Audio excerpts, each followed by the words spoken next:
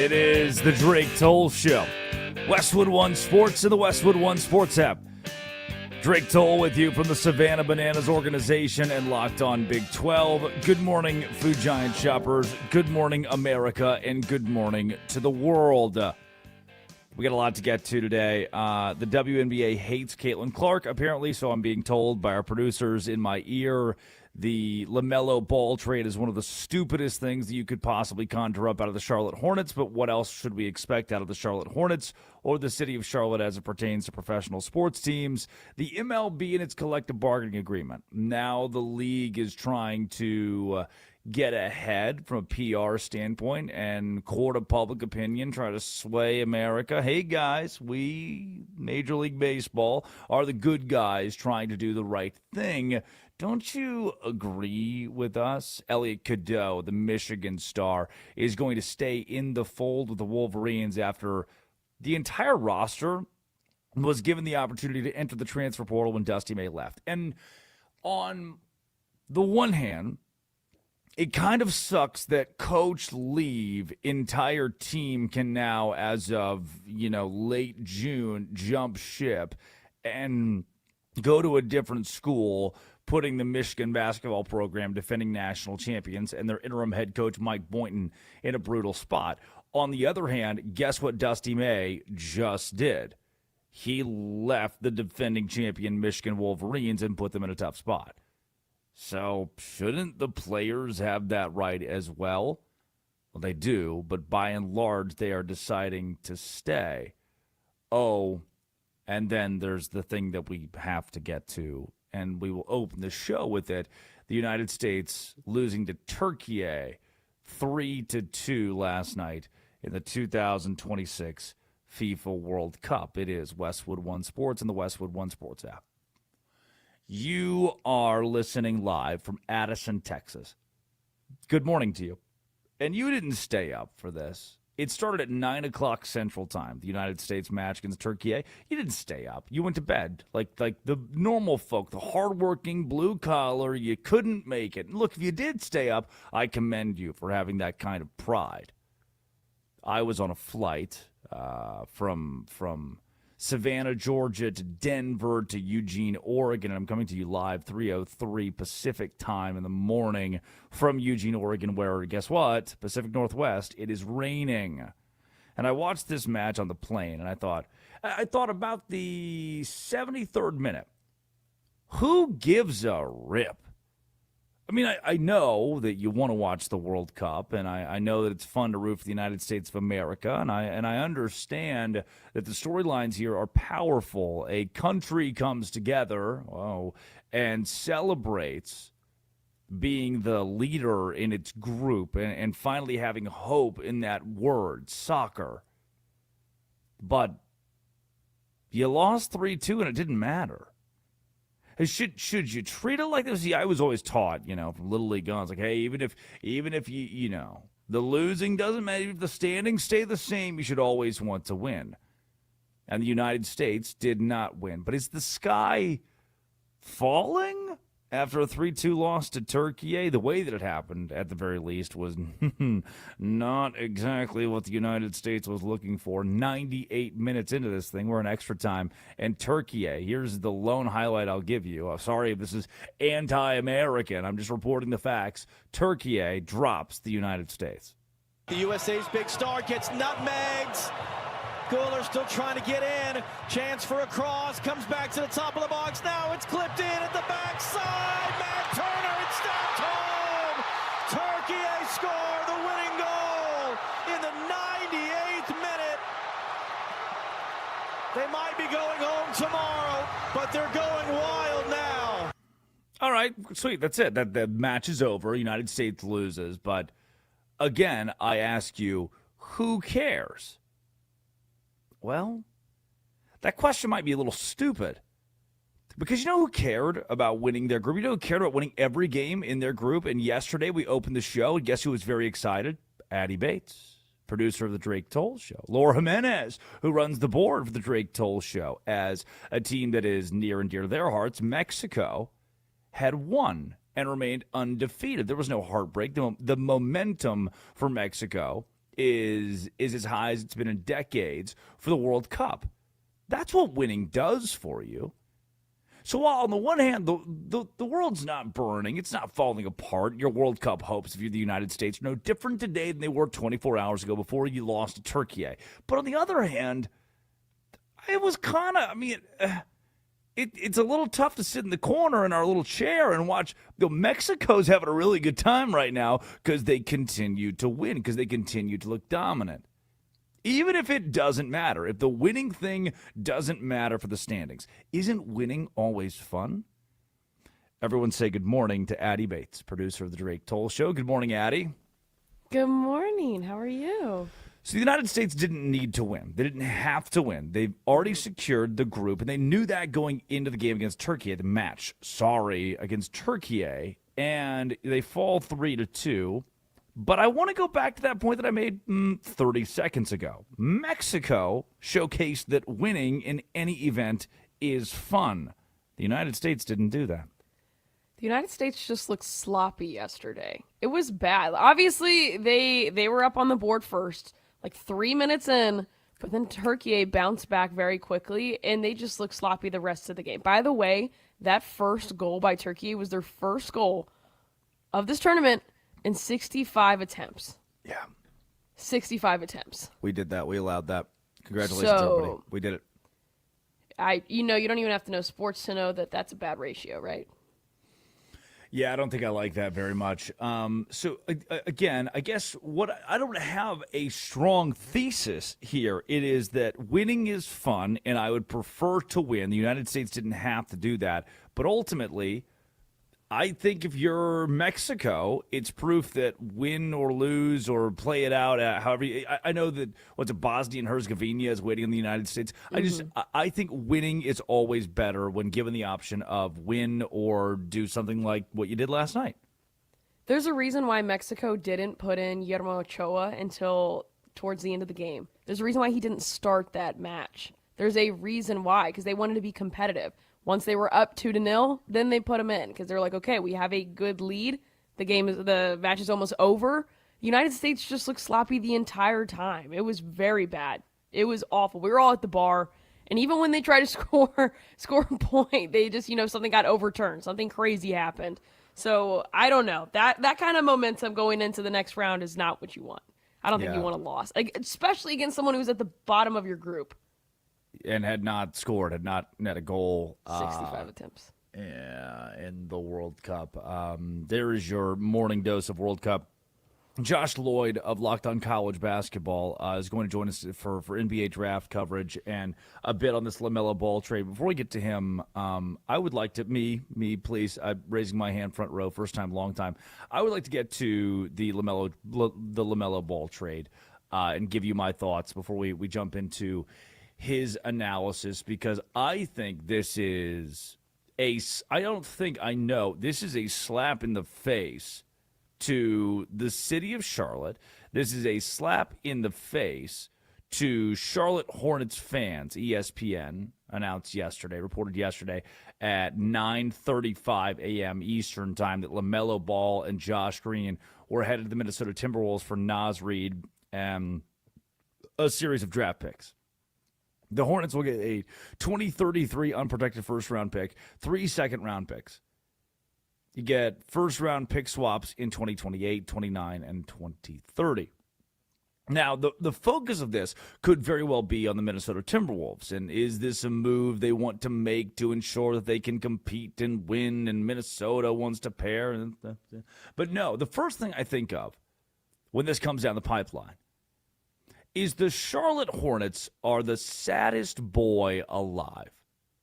Charlotte, as a sports city, is a bit of a joke. I was reading through the McCaffreys to the Balls. I was reading through kind of these worst moves in Charlotte sports history and the biggest heartbreaks in Charlotte sports history. And I feel bad. So one of my best friends in the world, Brett, is a massive Charlotte sports fan. And he remains resilient yet miserable. And not miserable in a Philadelphia sports fan's way or a Boston sports fan way or a New York sport. No, because in the regular season or in the postseason, those cities win. They have something to hang their hat on, especially Boston. And Philadelphia's got a couple of Super Bowls in the last decade. Charlotte has nothing. Hell, Raleigh just won a ring with the Carolina Hurricanes, and I know there's a contingent of Carolina Hurricanes fans that are residing in Charlotte. But man, dog, a move like this where the guy who brought a spark back to your organization, the guy who brought a spark back to your city, the guy who took you from 19 wins in 1 year to 44 wins the next year. That guy who has 3 years left on his contract, the city expects him to be there when and again, we love to do this. We love to take human beings and put them on the side of hotels and these fatheads. We love to just copy and paste, sticker a guy to the side of a hotel, and aha, look, that's our guy. He's our star, right, guys? We love him. And the Charlotte Hornets had that. It had a guy who averaged 20 points, 7 assists, 5 rebounds, shooting 37% from three. A guy who's healthy, finally. A guy who proved he could lead a team to the NBA postseason. He could lead a team that became the best story, arguably, in the NBA for the back half of the season because no one expected or asked the Charlotte Hornets to be good, yet they still were because of, in large part, LaMelo Ball. Now, I know that there are other organizations we could point fingers at as the worst. I mean, come on. You think it's bad in Charlotte? Try being a Dallas Mavericks fan right now. That's a fair gripe. It's a really fair gripe. But a 24-year-old LaMelo Ball who had become the city, who had become the thing that everybody was rooting for and could rally around, to send him to Minnesota, and almost in the dead of night, there's 48 hours to process this. The Hornets were 11-23 on January 2nd. They went 32-13 over their next 45 games. Did you hear that? They were 11-23, and they went 32-13 in their next 45 games. They beat the Knicks, they beat the Thunder, beat the Spurs, beat the Nuggets, beat the Celtics. From the start of the year to the end of the regular season, the Hornets had the number 1 ranked offense and the 5th ranked defense in the NBA. Con Knippel, Brandon Miller. And Charlotte said, hey, you know what we should do now that we get this blood in the water? We can smell it. We can smell us being good. You know what we should do? We should blow the entire thing up. You have just thrown to the wayside an irreplaceable offensive impact. According to Clean the Glass, Ball owned a plus 11.6 on-off differential. 99th percentile in the NBA. This means that the Hornets offense was 11.6 points per 100 possessions better when he was on the floor. That's one of the best in the NBA. You were exponentially better when Ball was on the floor. He won't be anymore. Brandon Miller, Con Knippel, the both that I just mentioned, the two guys who could be up-and-coming stars for Charlotte. They thrived because of LaMelo Ball's playmaking. Knippel, 92.3% of his three-pointers, 92.3% of his three-point makes assisted during his rookie season. Thank you, LaMelo Ball.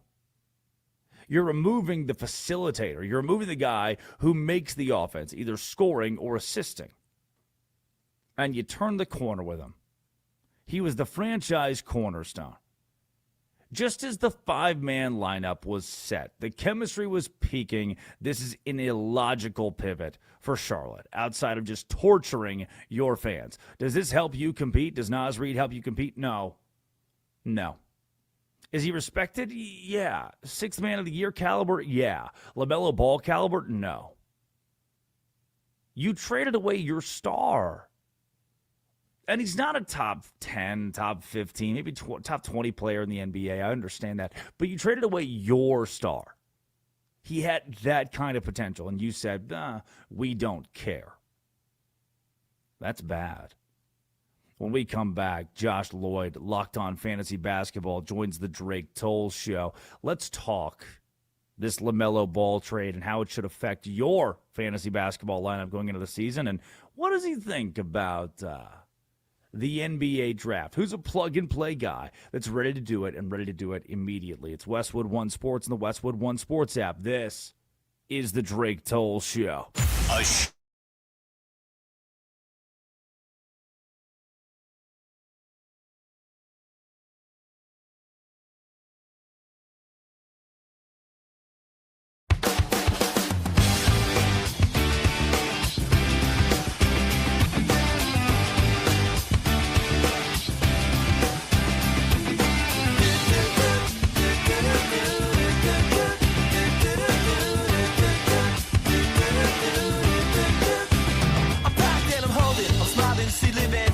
She lives for me, says she lives for me, ovation.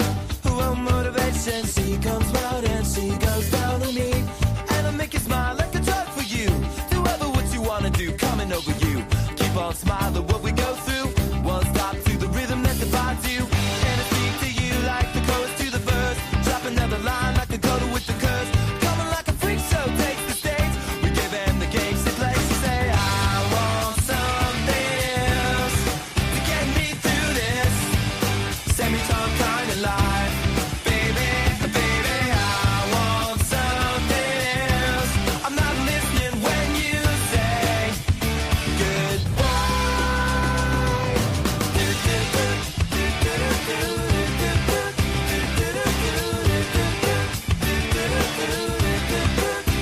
The sky was gold, it was rose. I was taking sips of it to my nose, and I wish I could get back there, someplace back there, smiling in the pictures you would take. To a crystal method, lift you up until you break. It won't stop. I won't come down and keep stop with the tick-tock rhythm. I bumped for the drop and then I bumped up. I took the hit that I was given, then I bumped again, then I bumped again. I said, how do I get back there to the place where I fell asleep inside you? How do I get myself back to the place where you said I want something else to get me through this semi-time kind of life? Baby, baby, I want something else. I'm not listening when you say goodbye. I believe in the sand beneath my toes. The beach gives a feeling. Yep, I got you. All right, let's see. Hey, Josh, good morning. Can you hear me? Let's see if I got.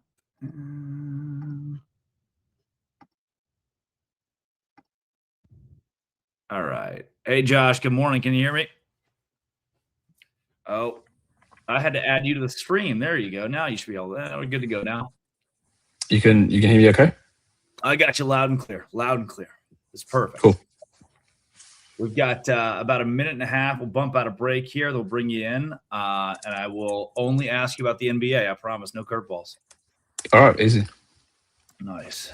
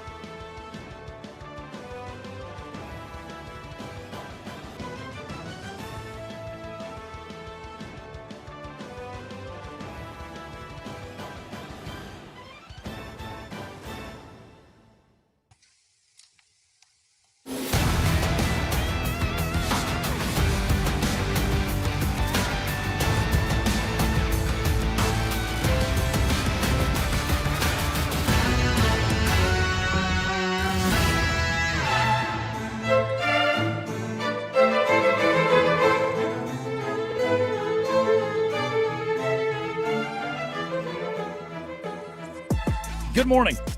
It is the Drake Toll Show. Westwood One Sports and the Westwood One Sports app. To our 300 affiliates across the country, good morning to you, and try to help me make sense of any of this news out of Charlotte, North Carolina. Drake Toll with you from the Savannah Bananas organization and Locked On Big 12 and right here on Westwood One Sports. And now joining the program, if anybody can make sense of it, if anybody can help, it's Josh Lloyd of Locked On Fantasy Basketball, who's on the program now. Josh, the Charlotte Hornets have traded away LaMelo Ball. Is there any way this decision, and I'm struggling to make sense of how you make this decision. I guess the first question I'd have for you, how does a decision like this help the Charlotte Hornets remotely compete? I don't think it does. From a strictly just looking at it transaction-wise and basketball-wise, I don't think it does. I think it makes them meaningfully worse for this upcoming season. Like, you can make an argument that down the track they're hoping, they think they're not going to push up at the right time, and they're pushing their timeline back 3 or 4 years and they're conserving money, whatever you want to say. But for the short term, I see no argument that they're a better team now or even next season than what they were 24 hours ago. Obviously, there's a slew of draft picks that come with this, and you grab Reid from Minnesota, but I don't, even the future piece of this, as if Charlotte wants to compete in 2030 or 2035 for NBA titles or top-end postseason rankings, even that seems a little sketchy out of a deal like this. Where do you rate this trade? I think it's short-sighted from what we know. Now, there could be, look, the reasons they could be making this trade to move LaMelo Ball to Minnesota could be something that we just have no access to. There's bad locker room vibes. There's whatever, and that's, we can't make that judgment from a basketball perspective. Though it doesn't make sense. And even look, the return they got, it's not even like they got bowled away by a huge offer, because the return it's not good. We all know that there's draft lottery reform coming in for next year, but that draft lottery reform is not set for the duration of all of these picks either. The NBA put a provision in, whereas this whole draft system will be reviewed, I think, in 2029, and there'll be a new draft lottery system come in. So they're getting these pick swaps in 29 and 30 and the unprotected pick in 33. We have no idea what sort of draft lottery system or any sort of draft system is actually going to be happening at that time anyway. And the last two of those 3 pick swaps are protected. Minnesota's got to be either one of the worst 5 teams or the worst team in 2030 as well for them to get that pick. So a lot of the stuff that looks like it's on paper they're not. They're getting a 2033 first round pick. They're getting second round picks, which don't mean a huge amount. And they're getting Naz Reid, and the pick swaps probably don't convey. So there's no real basketball perspective that makes it make sense for me for the short term. And even the long term, I'm not even sure it's going to make them better, because there's just too many unknowns with it.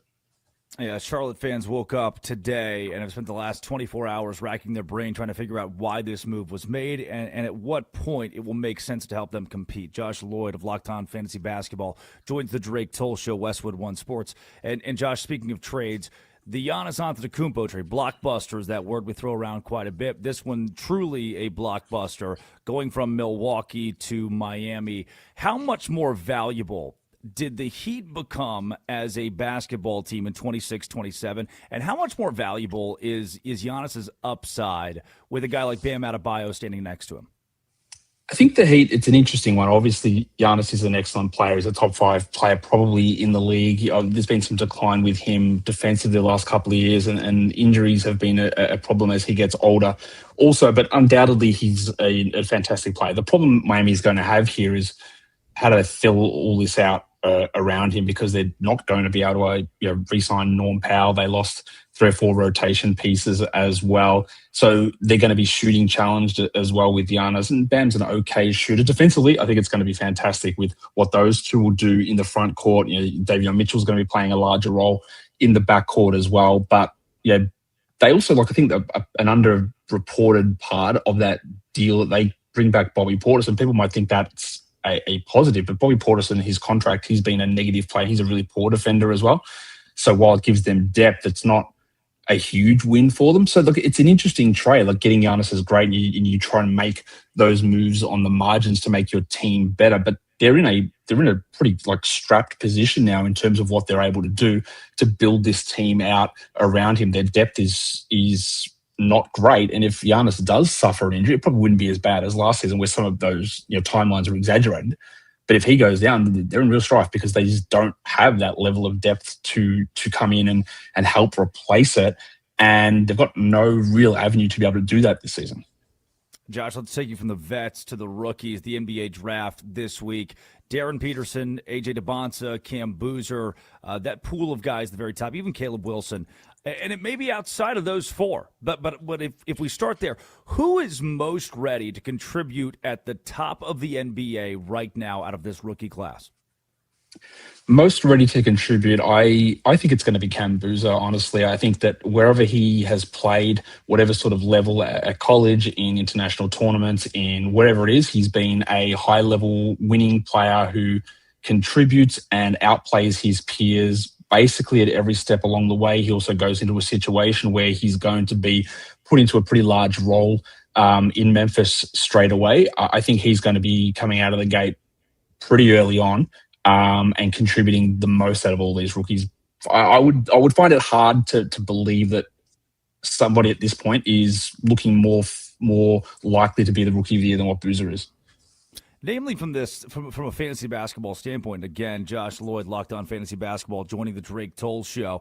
Darren Peterson, I've heard the comparison that he could be the next Kobe Bryant. There are the on and off the court issues at Kansas of creatine overdoses and cramping and taking himself off the court. I mean, if you're looking at Darren Peterson as low floor, high ceiling because of the off-court issues, and a lot of fans are. I think that's why he didn't go first overall. But the Kobe comp is a pretty heavy one. Does Darren Peterson have a chance to take over the NBA in the next 5 seasons?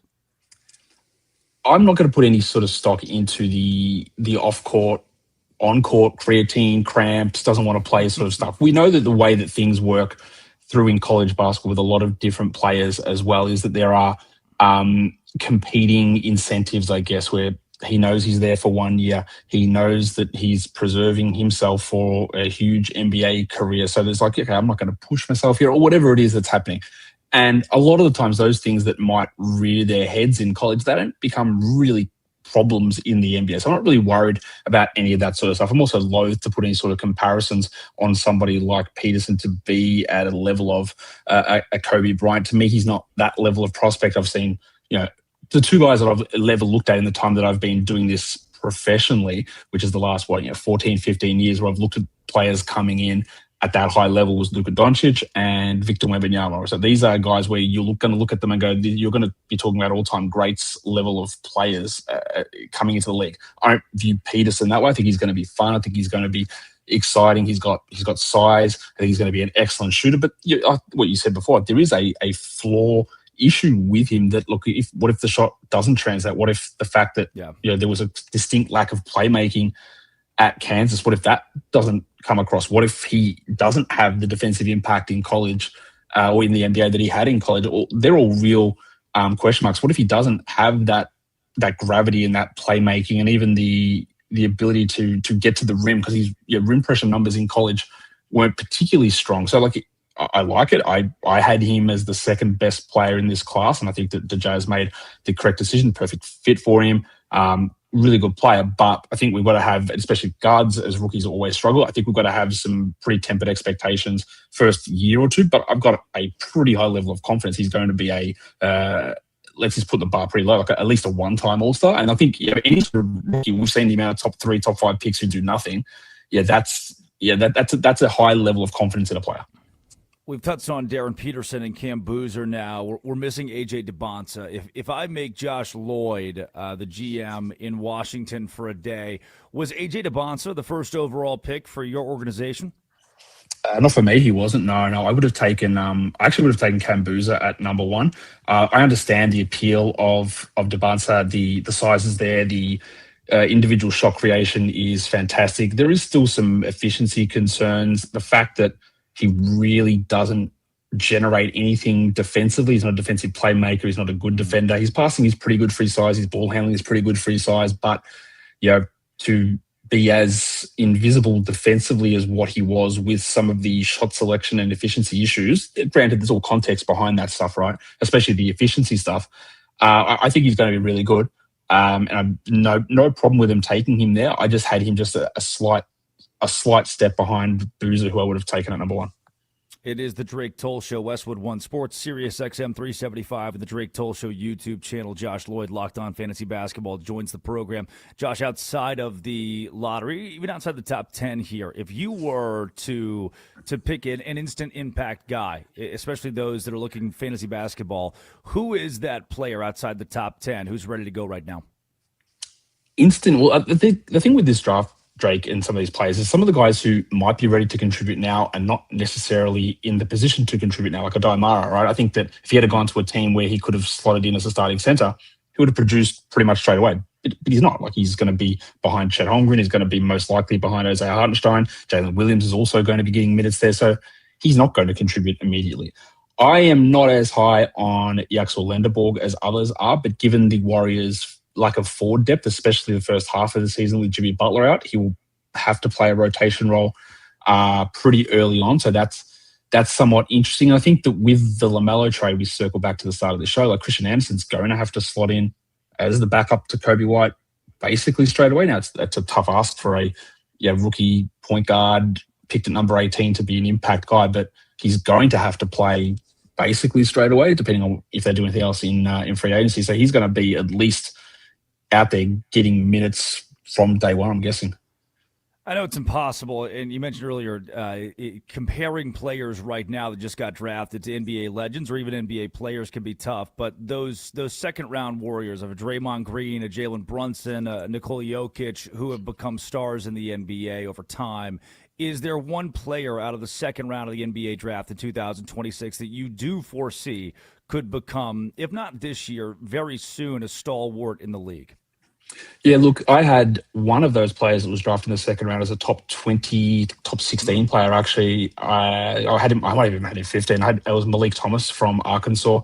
I put a lot of stock in these sort of combo guards who have to come up playing under John Calipari. There's a huge track record of these guys. Shea is one of them, Jamal Murray, Devin Booker. These sort of players who the system and the situation they're put in with Calipari puts a lot of their numbers down. Thomas was also playing next to Darius Acuff. I think that there's a lot with him with shooting, with I think playmaking upside, with size, with defense, and the fact that he fell as far as he did, and there were guys going ahead of him where I just thought they had no business being drafted ahead of him. To me, he was the obvious one. I would have been taking him, right on the edge of that lottery, and the fact that he fell into the 30s is a little surprising to me.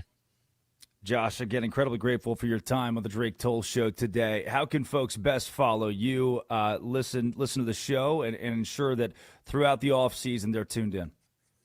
You can find the show YouTube, wherever you get podcasts. It's just Locked On Fantasy Basketball. On social media, I'm redrock_bball on Twitter, and just Locked On Fantasy Basketball over on Instagram, and keep up to date with everything that I'm talking about all through this draft and then free agency and then hitting into the offseason as we prep for fantasy basketball in the NBA season. Josh, I can tell you as a locked-on guy, I've taken a lot of notes over the years of how you conduct business, and you're pros pro, the best at doing it, and we're all trying to replicate it. Thanks so much for your time. Appreciate it, Drake. Absolutely. Again, redrock_bball. Josh Lloyd of Locked On Fantasy Basketball on the Drake Toll Show. Number 1 overall, Cameron Boozer was the way to go with that pick, and I like it. That's a different and a new perspective, and a guy who can walk into the league and make the league regret not taking him number 1 overall when he does suit up for the Memphis Grizzlies next season. And A.J. DeBonsa, defensively, didn't use the word liability. I'm not going to put the word liability in Josh Lloyd's mouth, but saying that the defense is not there yet and he may not be ready yet to be an NBA star because of that side of the ball is something to monitor over the course of his career as the number 1 overall pick takes the floor for the Washington Wizards in 2026-27. When we come back, our biggest losers of the day, the WNBA for ignoring Caitlin Clark, Dalton Rushing, for ignoring Shohei Ohtani. Yeah, we should. And you know what? Let's give Memo Ochoa a biggest winner nod. It's Westwood One Sports and the Westwood One Sports app. This is the Drake Toll Show.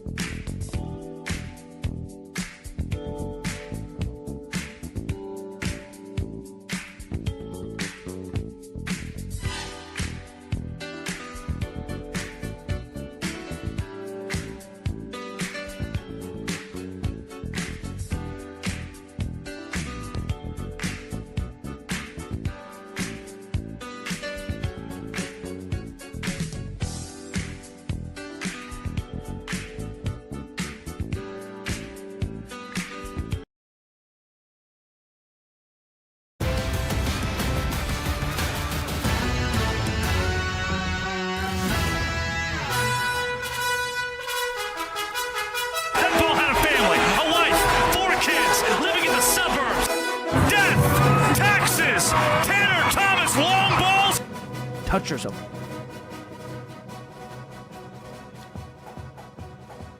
It is the Drake Toll Show. Get it out of your system.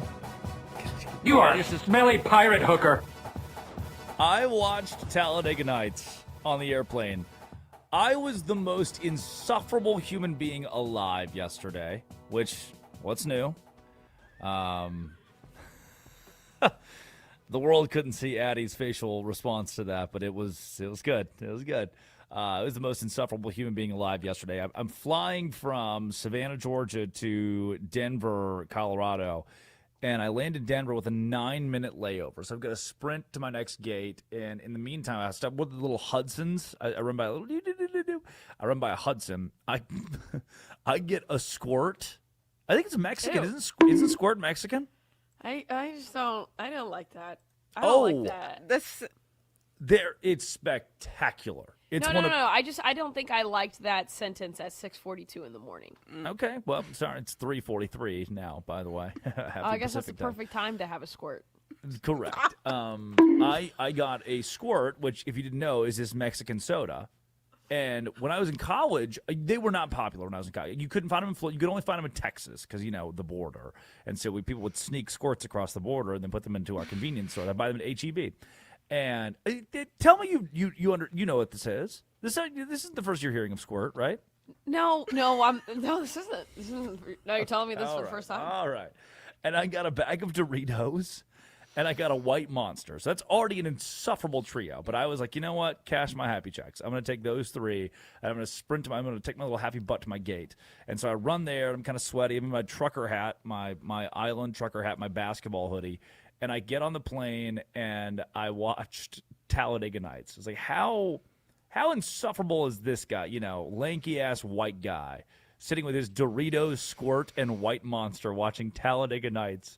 It just spread eagle in his little aisle seat. Okay, stop. I haven't had an aisle seat in so long, and I kind of liked it. I was happy with the aisle seat. I texted you whenever I was flying from Nashville to D.C. I had a middle seat. And for the third time in my life, I fell asleep on the flight, and guess what? Someone the picked your person next boogers. to me. Yeah. The person, you're so weird. You're the Bathroom only time? one who does that. They tapped me on the shoulder. Hey, can you pass me that snack? I was like, well, there goes me sleeping. I got 2 Stroop waffles. Very good. They usually only give you 1. They gave me 2 because I was a good boy. I was being very good. They probably thought you were like... Never mind. This guy needs help. This guy needs serious help. Yes. He's a threat to the plane. He's a threat to everyone's safety right now with his Doritos, just munching on my little finger, the bags crunching up, my corded headphones plugged in, watching Talladega Nights. He's just over there Profiling munching reason. with his squirt. Ricky Bobby, I forgot. I was giggling, audibly giggling on that plane. It was good. I had a good time. Got him! And I made it to Eugene just in time to host the Drake Toll Show on Westwood One Sports and the Westwood One Sports app, 310-840-4910, 310-840-4910, to give you our biggest losers of the day. Biggest loser number 1 is Dalton Rushing. He is the catcher for one of the catchers for the LA Dodgers, and is on a streak of being insufferable. Everyone, if you've watched his interviews, if you've seen a picture of him, everyone knows someone like this in their life. Everyone knows someone like this. And they're dramatic, and they're a lot to handle, and they're, every time they make a mistake, they're like hitting themselves, and they go, stupid, I'm the worst, guys. Sorry, I ruined everything. He's that guy. Oh my gosh. He's the guy who's like, I ruined everything. This is my fault. Again, I've got to take responsibility and accountability like a man. You're just making I hate drama. You're just making this worse. Here are his Dodgers teammates on Dalton Rushing. Oh my gosh, you guys nailed it. Yeah. What? Why? What's the deal? Well, I knew Get to know him. You'll find out. I knew Kike was going to pick him, so I picked him. Oh, poor kid. He's not a kid. Nothing personal, Rocky. Nothing personal. I don't want to sit next to you. All right, you guys are 2 for 4. He's not a kid. That's the Dodgers when they were asked, who do you not want to sit next to on a flight ever? Dalton Rushing was the answer. Oh, poor kid. Not a kid. It's great, dude. They hate him enough to be like, not a kid. Don't even make an excuse. Who do you not want to sit next to on a flight? Rick Toll. Dalton Rushing. Squirt Yeah, Doritos. you don't want to sit next to me because I'm eating my Doritos, having my squirt. White Monster. There's a lot. Spread Eagle. I went to my parents are here. This is my Christmas present to my family, was bringing them up to Eugene, Oregon for the games this weekend, Banana Ball on ESPN and ABC.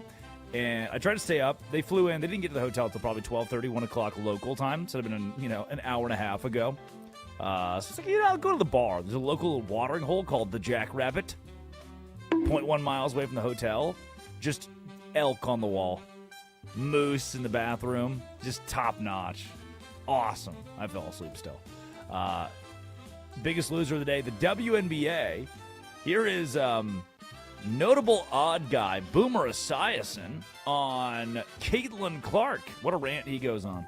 If I were Caitlin Clark, I would seriously consider going to play overseas somewhere and get the royal treatment and get real money. From the Saudis? From somewhere. I mean, there's international. She can't go to the Saudis. Well, she can't go to the Russians either, as we saw that, Brittany Griner got stuck there. She did. Well, yeah, in jail. Right. So can't take that money from PIF. But a lot of the women actually do play, in European leagues because they supplement their income. But now supposedly their income is going up here, and I know that Caitlin makes a ton of money off the court in terms of endorsements, and rightfully so. But I think that there's a petty jealousy, and she's a straight white basketball player, and she is not being treated with any sort of respect whatsoever. So that poster. Once again, the straight white people are losing. Straight white people the world is against us. That was the one quote that was like, okay, you didn't have to throw that in there for this all to still be true. Because Sophie Cunningham is also straight and white and a pretty big supporter, allegedly, of Donald Trump, the president. And so, and she's been used in promotional material for the WNBA. So that's the thing, is like, okay, if you're the WNBA and you want to box out Caitlin Clark because she's straight and white, probably wouldn't be the first time that at some level we've used marketing tools in various leagues to box someone out because we want to provide, equal opportunity. And I've seen this because they're like, oh, we want to make everyone a star. We want to prop everyone up. Not how marketing works. Major League Baseball would never do that. They are propping up Shohei Ohtani, and they should prop up Shohei Ohtani and Aaron Judge, and to a lesser extent Juan Soto, and there's a list of names, but it's Shohei Ohtani. Who's on the poster? Shohei.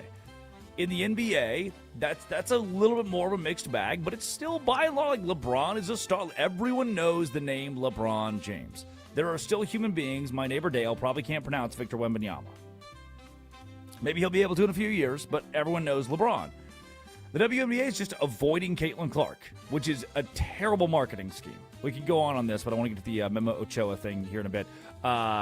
Biggest loser, the Kings.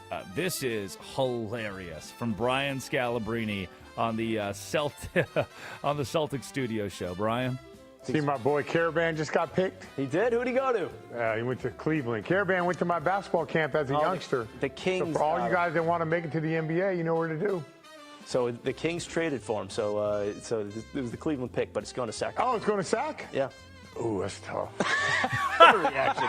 That's a perfect way to end this thing. Maybe don't go to my camp. I don't know. You end up on the Kings. It's what's great is that he didn't have that reaction about Cleveland. He was so excited for Cleveland. It's like, nope, just got traded. Sacramento. Oh.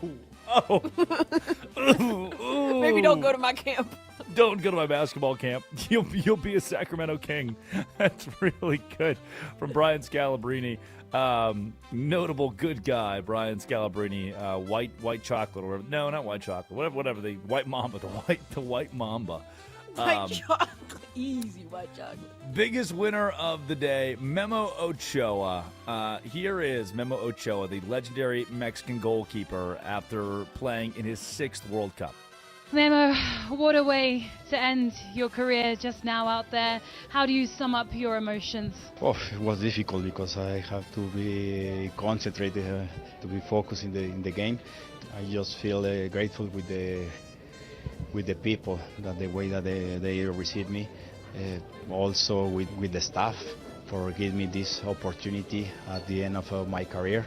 Also with my family. Without the support of my family, this it was impossible to do it. No, I'm very happy to share this with the Mexican fans. Happy to finish also my career in Mexico in a World Cup, playing some minutes, and I feel happy, very happy. Yeah. Memo Ochoa, Addy. You said you cried the other night. I'm gonna cry now.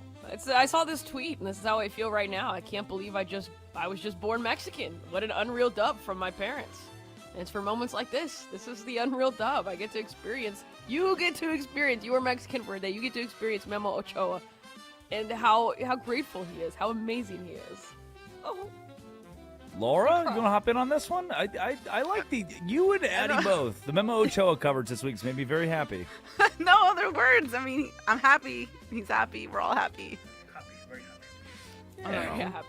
We're all Unreal happy. dub from Laura's parents too, by the way. What? Unreal dub from Oh Laura's yes, parents. we all win. You're welcome, You're just people. born Mexican. What a dub. Biggest winner of the day, Addie's mom. Happy birthday. Oh my God, you said happy birthday to my mom before I did. I feel happy, very happy. Biggest winner, the Pope. Former White Sox catcher A.J. Pierzynski, legend, met the Pope and gifted him the final out ball from Game 1 of the 2005 World Series, where the Pope was in attendance. Before he was the Pope, he was just a normal little guy, just normal little Leo the 14th, sitting in section 306, watching it at what guaranteed rate field, watching the Chicago White Sox play in the World Series, win a World Series against the Astros in 2005. Is that right? Yeah. That's before the Astros really existed, though, so it doesn't count. Doesn't even count. Biggest winner of the day, the Pope. Congratulations. Laura Jimenez runs the board. Addie Bates produces. When we return, it is time for our obituaries, including Watergate. This is Westwood One Sports and the Westwood One Sports app.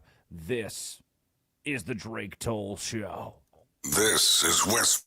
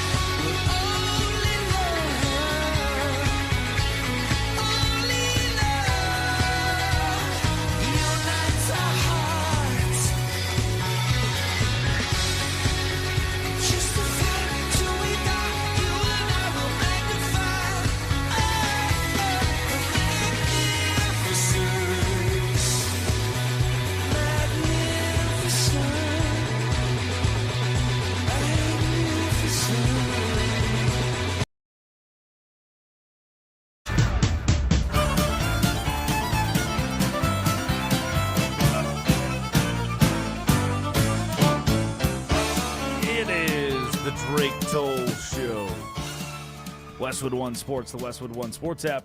The devil went down to Georgia. Drake Toll with you. Yeah. See, I feel like we don't have a ton of classic country on here. We had that John Anderson that one day. I don't know why I keep on believing. Rose-colored glasses. And then we would do Fridays, the Finally Friday. Is that what even in there? I always felt like Curtis played that rogue. I don't even know. I feel like we've had a lot of country. I mean, yeah, used to we did the whole different music every day thing. Yeah, but also, like, for Music Monday, I'll put classic country in there all the time. You just never get them right. Charlie Pride. I wouldn't. Boom. Boom. I wouldn't Roasted. say that. Who's the blind guy? Ronnie Millsap. Ronnie Millsap. Yeah. Houston Condition. Yeah. Remember we used to have Clean Feed? I distinctly remember a day. It still exists. Yeah, it's an emergency thing. I distinctly remember a day when Curtis, if this is it's Friday, we can memorialize Curtis. In memoriam Curtis. Where we were playing Are You Smarter Than Drake Toll? And I Scout's Honor answered the question before him. I answered it as soon as the audio my gosh. got to my Clean Feed. We have audio of Drake not answering it before and that's what's crazy. And that's what's crazy.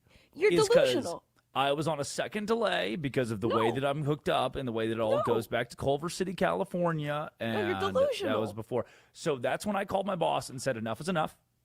I am petitioning very hard to get these Comrexes, these machines, make sure that they communicate my audio in real time to both Addie and Laura without a second delay. Because that second delay lost me the game. And I'll never let that go. I think Curtis just knew ball, and you just can't get over that. Like, it keeps you up at night still. That Curtis knew something before you. We, at some point in time, need to have Curtis Poindexter on this show as a guest.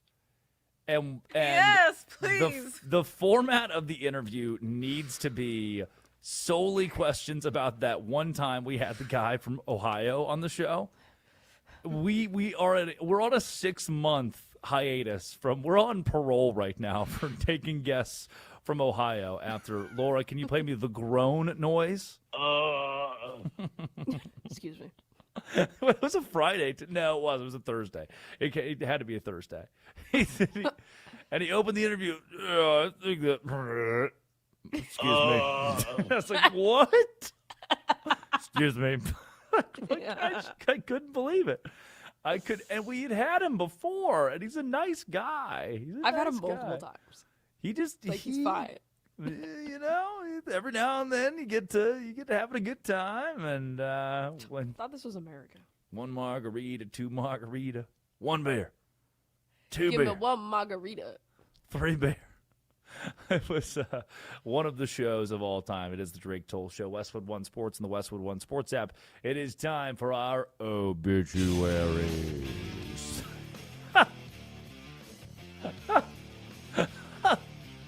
Dead today, the freedom of speech. The funniest part is it's the freedom of speech. Oh, as soon as I opened the rundown and listened to this one this morning, and I was really hopeful that the label that it was this audio clip, just 8 seconds long, and it tickled me to death. Here is the latest from the White House. And we've made it 1 year penalty for inciting riots. We took the freedom of speech away because he said we took the freedom of speech away. It got me. I can't. You know what? This segues so well. I couldn't, and this really did get me yesterday. This is like 1,000 Watergates. I couldn't believe, and Twitter had a field day with this. This did bring me some joy. Dead today, Watergate. The vice president was doing a question and answer yesterday, and at the Richard Nixon Foundation, which what's wild is if they invite you to the Richard Nixon Foundation, you don't need to like walk in there and be like, okay, hey guys, point number 1. I think Richard Nixon was innocent because like even Richard Nixon admitted, he's like, yeah, I did some really bad stuff, such as colluding to ensure that I could win an election by having my cronies break into the DNC, steal their information about the election, and try to win, and then lie about it. It's called the Watergate scandal. It's one of the largest scandals in American history, as he was effectively illegally swaying the election in his favor to win the presidency. Now, by the way, Nixon didn't have to do that. He was pretty universally beloved at this time, has one of the most successful campaigns in U.S. history, but did it anyway because he was paranoid. And I guess, classic case, if you walk into somebody else's house, the first thing you got to do is you got to bring them a gift, you got to compliment them. J.D. Vance is like, all right, guys, welcome to the Richard Nixon Foundation. He wasn't even that bad. This is great. Here you go from the vice president. So we were talking about this a little bit backstage, but I'm actually fascinated by Nixon as a character in history. I think that his historical legacy is enjoying a bit of a renaissance, but I think deservedly so. As I joked with Robert backstage, if Watergate happened tomorrow, it would be like a 12-hour news story. Like, the idea that it would have taken down a presidency is crazy. And by the way, if you look at the story of how the deep state took down Richard Nixon, it's not all that different from what the same groups of people, the same institutions tried to do to Donald Trump in the first Trump administration. There is a parallel.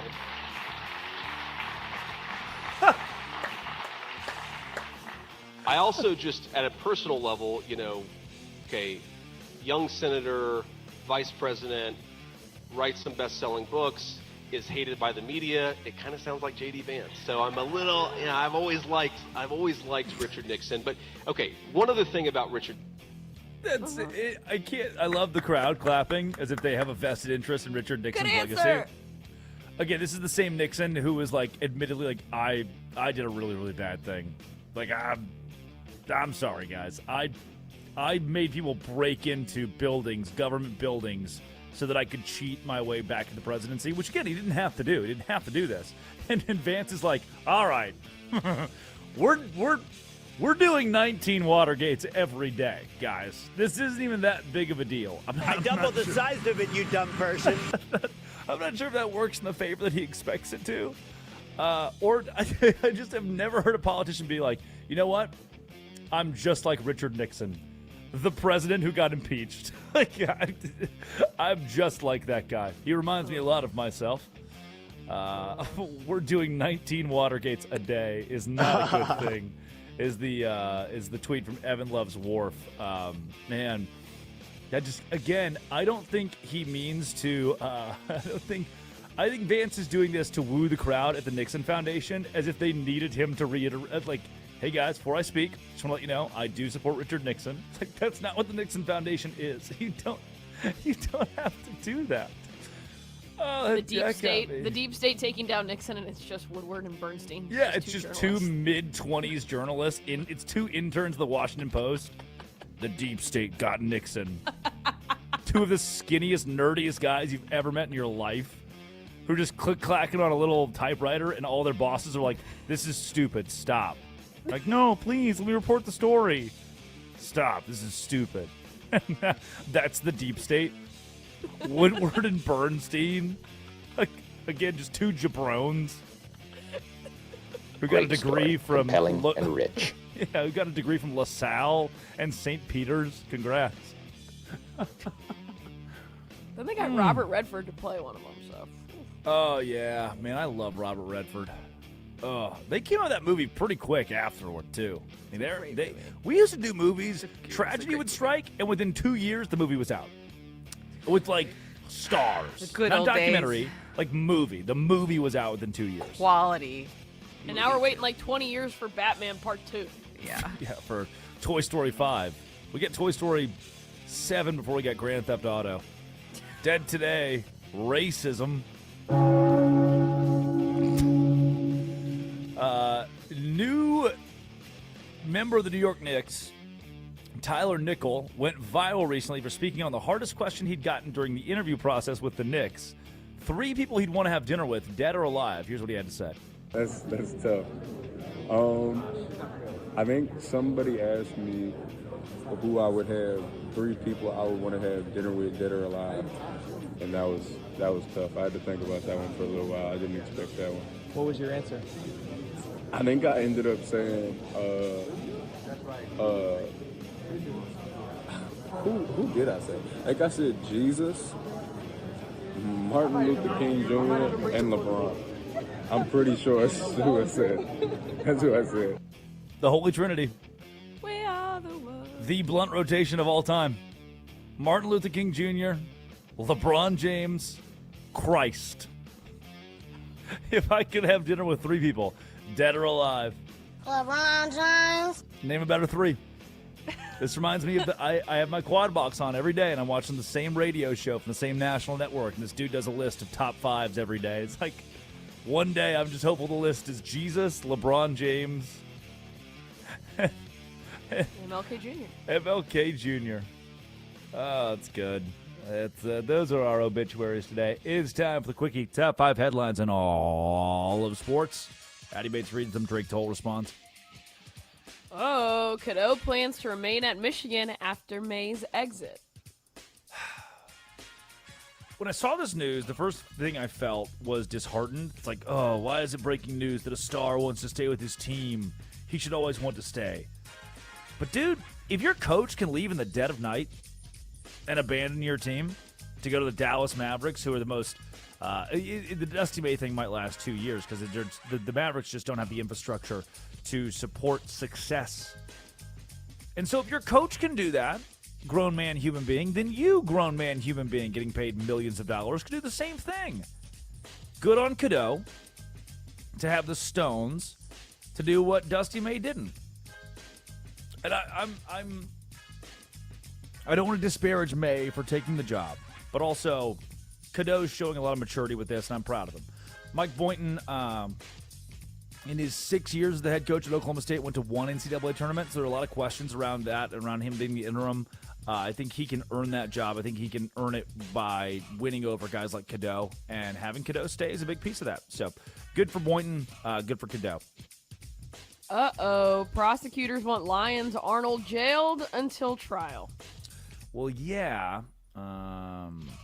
He kidnapped 4 people and held them at gunpoint, allegedly. I saw a funny tweet. It's not funny, but it's funny. Of all of the suspects in this case were at the courthouse and being arraigned, or whatever whatever the word is. And all of them were wearing their big orange jumpsuits, except for Arnold, who was in the green vest.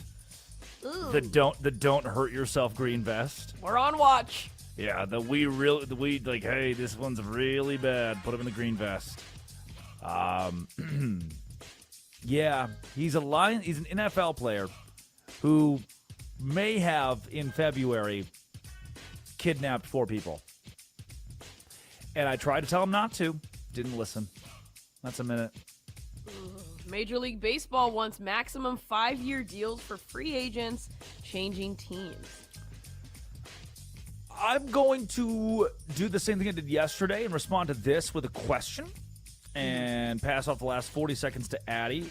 Major League Baseball's statement yesterday was dramatic and large. Did they get this right from a PR standpoint? Or does the average baseball fan agree with the MLB with what they're doing in the last 24 hours? If you look at everything they proposed yesterday, they're just throwing stuff at the wall and hoping something sticks. Mm-hmm. This is probably their worst proposal yet. But what I think they're doing is that they're going to appeal to the players on teams who do not have those big contracts, to the rookies, the young guys who are not these veteran players with a lot of money. So, hey, here's this what you can get guaranteed if you just stay here. And so that's what they're trying to do. You're trying to get more players on board, these young guys, because you know the veterans are not going to agree to that. So that's what I think they're doing, is they're trying to appeal to the people who don't have as much money. But a lot of the proposals they put out yesterday, they were bad. They were pretty bad. And honestly, I have not seen this sort of public statements, the amount of public statements, the open door policy we have with this proposal, with all of these conversations. We have not seen this in baseball. We didn't see this in 1994. We haven't seen this with any proposal yet. So we're seeing everything in real time, just when the players are. And I really think that one is meant for those who don't have those Juan Soto deals. We're not the quote tweet I saw on this is, we're not playing baseball till 2030, are we? Yeah. Could be a little bit. It could be a little bit. Yeah. That's a minute. What's next? Serena Williams to face 20-year-old Maya Joint of Australia on Wimbledon comeback. Well, it was fun while it lasted. She's 44, 45. I think we've left. The train has left the station on the whole. Train has left the station on the whole Serena Williams competing thing. And I'm rooting for her. But 20-year-old versus 45-year-old, not to be ageist, many people are 45. Many people. But in the tennis... Djokovic beat Sinner not too long ago. Yeah, this is a different bracket. We'll see. I mean, you clip the audio. Okay, no. All right. Well, we'll see how it goes. I mean, welcome back out of retirement. She's been gone for 3 years. That's true. She's 45. All right, here's your final headline. Hey, but she's on Ozempic. Okay. She's on Ozempic. The fat drug, according to the fat drug. And I wouldn't know that if she didn't tell me. Yeah. And she did tell me many times. Her and Charles Barkley. Here's your final headline.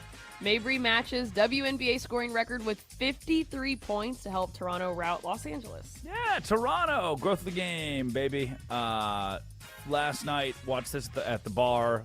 Pretty cool. And a new record set. And in an era, in an age where I think Caitlin Clark is dominating the airwaves, and even I've talked about it a couple times about the WNBA is mismanaging Caitlin Clark. For Mabry to do this is it's a positive break from the negative headlines for the WNBA, and something that it can be universally celebrated. And for that, happy, good. That's a minute. Addie Bates, that was Cookie. Laura Jimenez runs the board. Addie Bates produces. When we return, Jackie Bradley Jr. is doing a backflip catch. That is the case on ABC this weekend. Biko Scala joins the show. It's Westwood One Sports and the Westwood One Sports app. This is the Drake Toll Show.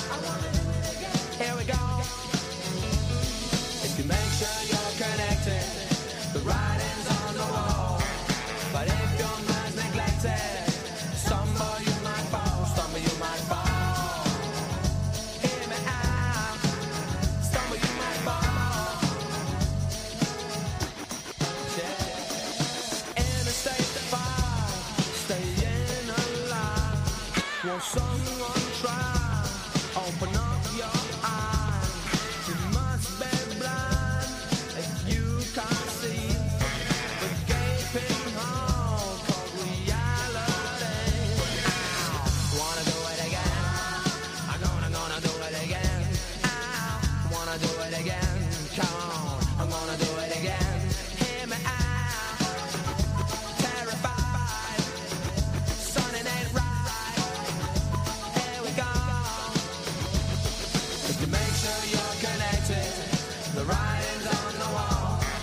But if your mind's neglected, stumble you might fall, stumble you might fall. Stumble you might fall. If you make sure you're connected, the writing's on the wall. But if your mind's neglected, stumble you might fall. Stumble you might fall. Stumble you might fall. If you make sure you're connected, the writing's on the wall. But if your mind's neglected, stumble you might fall. Stumble you might fall. Stumble you might fall. If you make sure you're connected, the writing's on the wall. But if your mind's neglected, stumble you might fall. Stumble you might fall.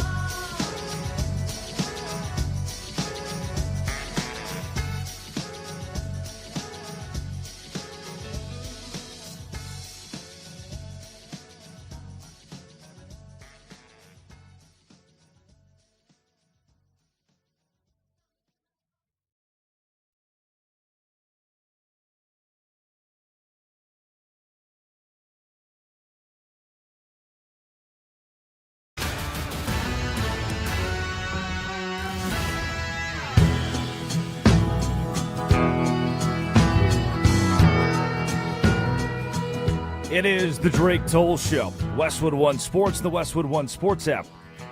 Sirius XM 375, the Drake Toll Show YouTube channel, because nothing can be radio anymore. It has to have some sort of TV aspect with it as well. Drake Toll with you from the Savannah Bananas organization and Locked On Big 12. And this weekend, tomorrow and Sunday, Eugene, Autzen Stadium, home of the Oregon Ducks, the Savannah Bananas and the Party Animals will square off in front of 2 capacity crowds.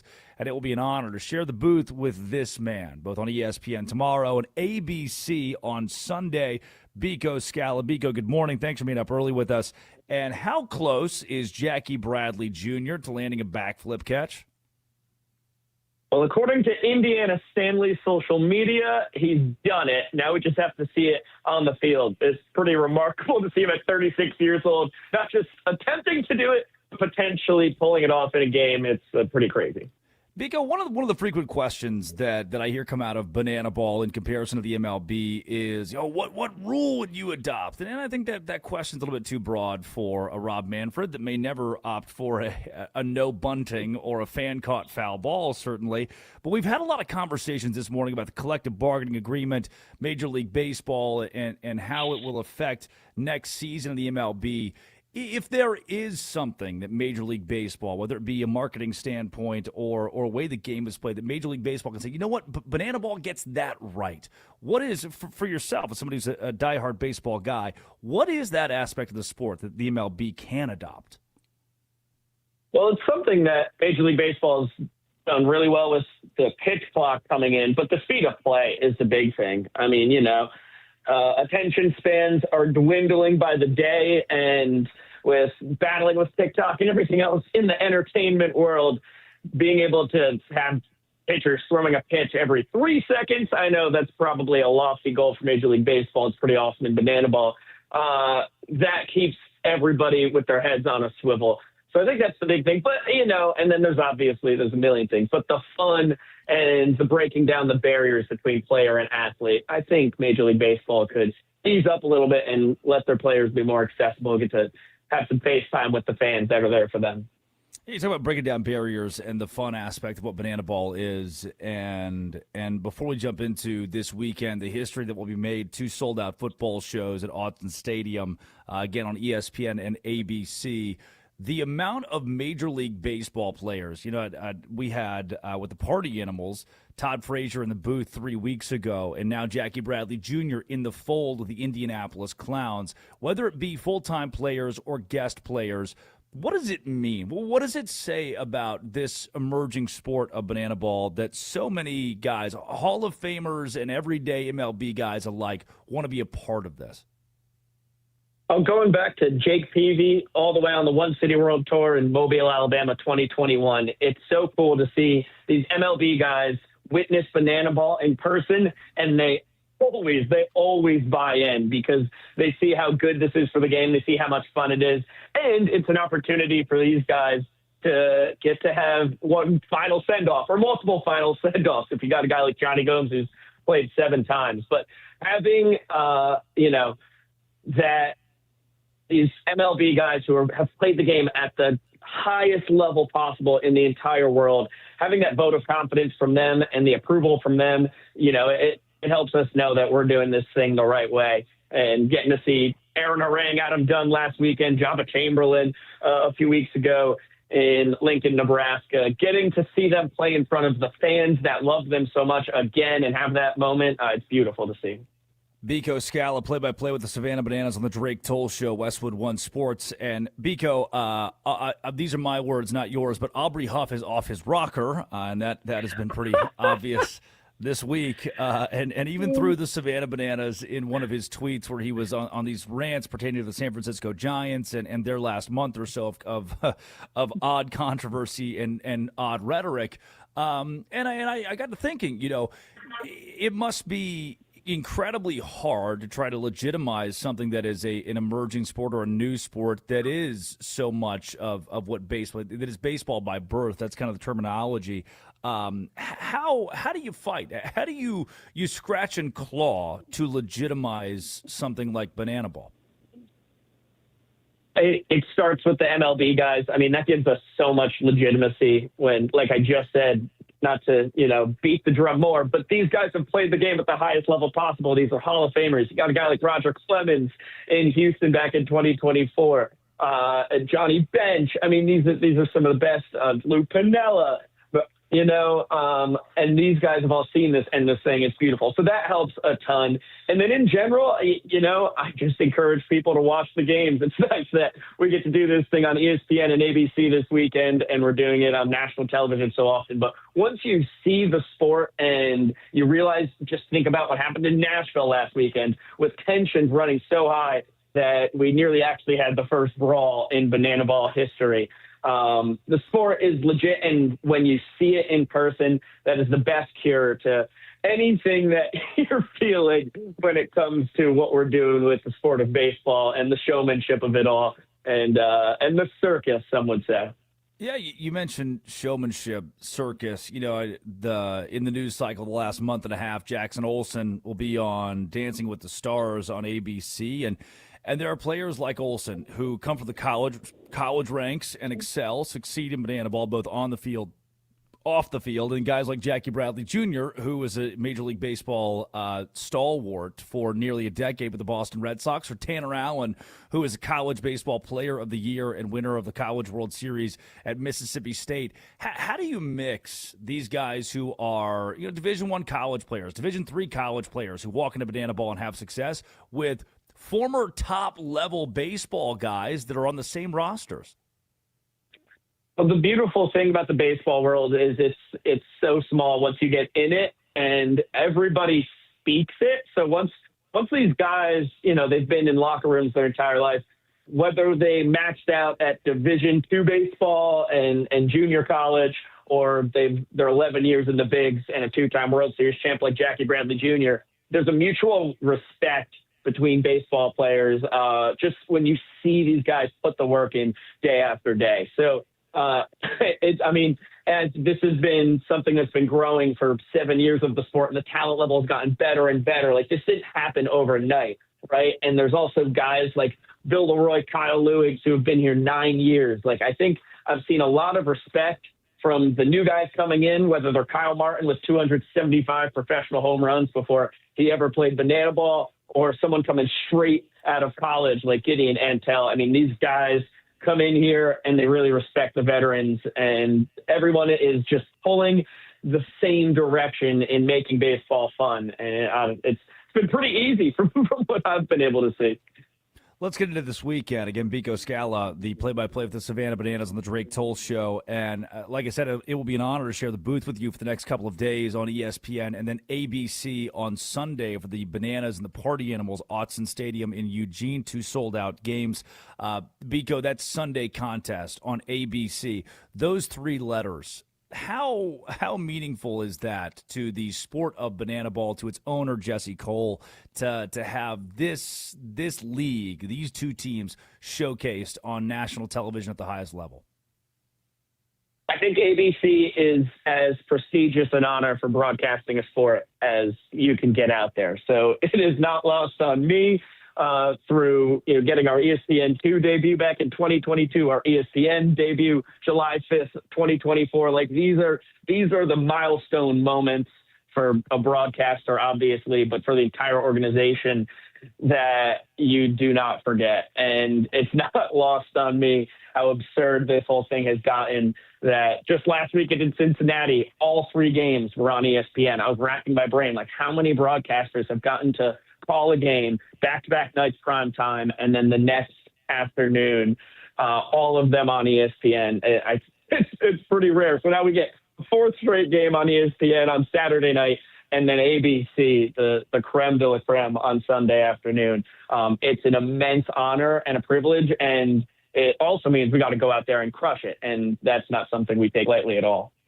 No, of course not. And the preparation that goes into the weekend is has already been clear over the course of this week, and a rehearsal day today awaits both of those teams as well as the broadcast crew and front office. Getting into Autzen, these football stadiums, it's hard for a lot of people to wrap their head around 190 feet to left field. How does that affect the game when so many of these banana ball contests are being played in football stadiums in 2026? Yeah, it affects the game immensely. Not to be plain about it, but the left fielder, where he would normally be positioned, is like a bunch of rows back into the stand. So you have to have your outfield positioned oddly. High fly ball to left with a little oomph behind it is going to be a home run. A laser beam, a line drive that should be a cross job 400 feet long, if it doesn't have the launch angle, is just going to be a single off the 50-foot net at the left field. So it gives and it takes away, but it mostly gives when it comes to hitters. So I think, the pitchers are very aware of that. You're going to see against righties a lot of hard away and trying to stay away from that inner wheelhouse for guys. And it's going to give us a decent amount of home runs if history has anything to say about it. I think of the Chatham Anglers, one of the most legendary summer league baseball teams, or the Matsu Miners, or the Macon Bacon.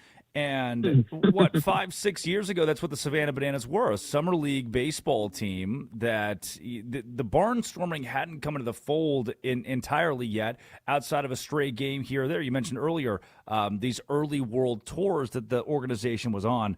Can you, as somebody who's been a part of this for so long, put into perspective what it's like to go from that and so quickly be selling out 2 nights at college football, at one of college football's cathedrals? Yeah, it's tough to put into perspective. It is truly mind-boggling as someone who came down just for the summer college baseball of it and got sucked into the banana ball world. I mean, I'm blessed to have seen the first game in front of fans. It was an absolute mess.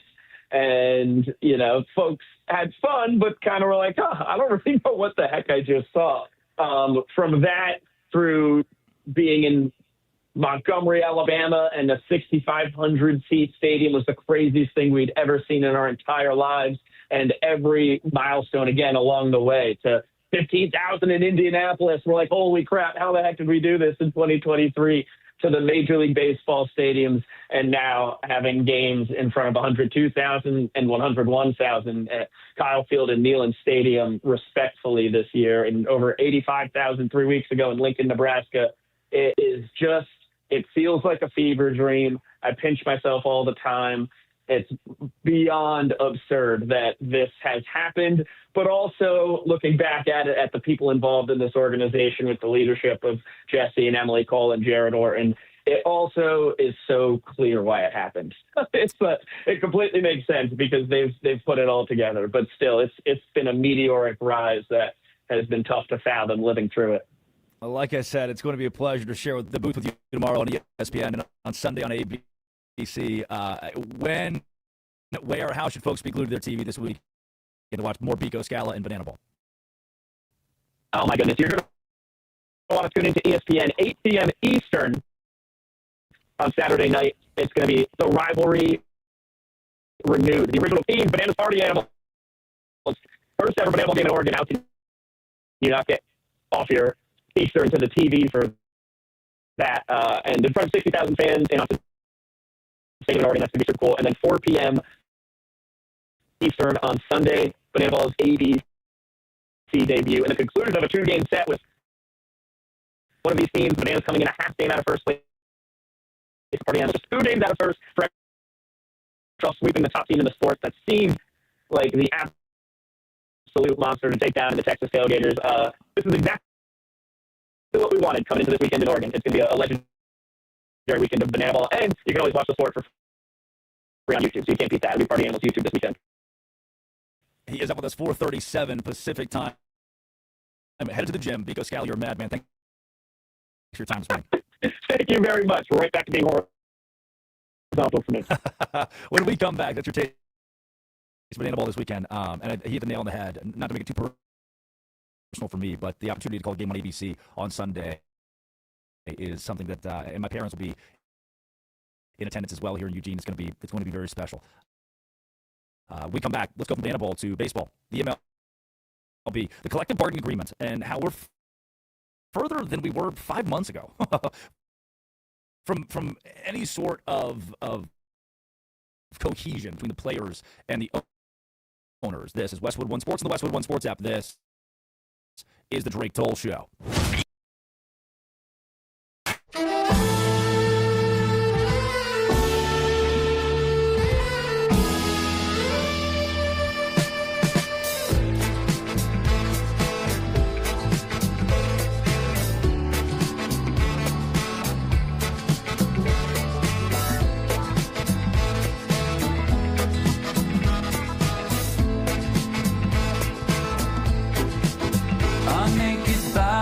Go on trial just for laughing at the joke, just for saying of the bargain what any sales girl already knows.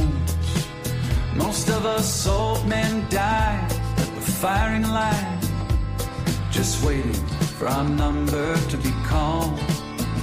I guess time just makes fools of us all. Now the king regales his stepson when he's loaded as a gun. Says a real man is like a country. You need a map to find your one. Now how do you suppose you must approach the throne with its back up against the wall? I guess time just makes fools of us all.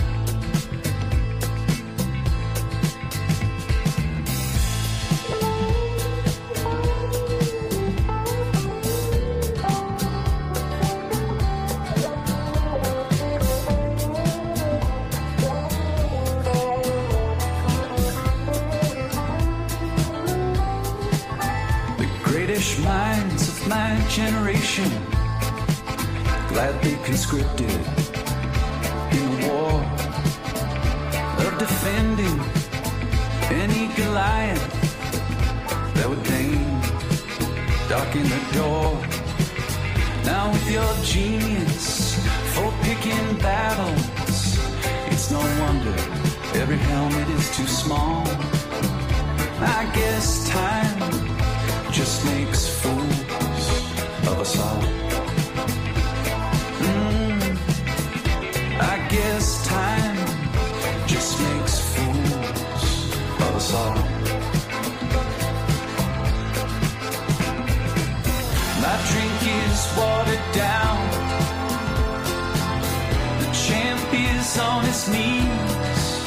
He lost the rematch.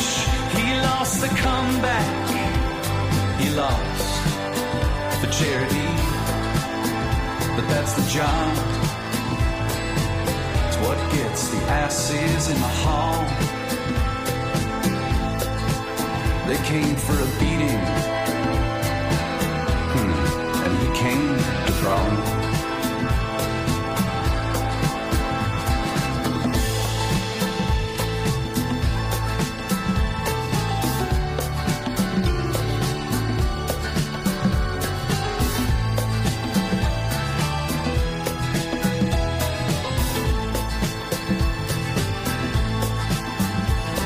Serve your client notice that of all the young gods I have known, yours is easily the least famous to turn down the cover of a Rolling Stone. Lily white faces, so familiar and yet impossible to recall. I guess time just makes fools of us all. After a millennia of good times, God said, hey now, let's have a dream where we raise the stakes a little. Come on, let's make things interesting. Parachute into the Anthropocene. An amnesiac, a himbo doll.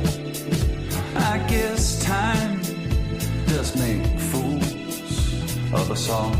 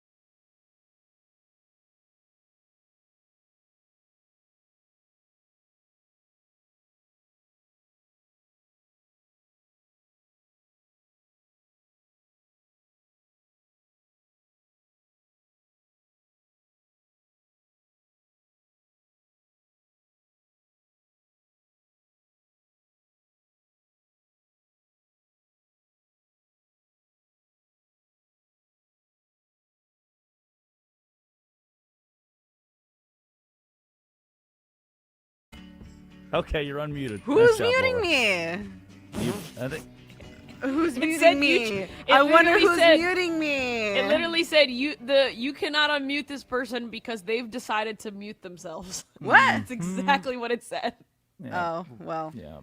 It's weird. Is there a mirror around, Laura? Because I just didn't know if you. Who's doing this? We've got to catch this guy. I did not mute myself. This was formerly a job for Blip and Nitro. They have died.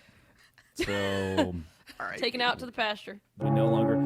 How was Curtis listening to the show yesterday? Why was he awake at 4:30? That's a great question. You know morning? what? He's probably listening right now. You message to him. Have you ever seen that Wolverine meme where he's sitting in bed?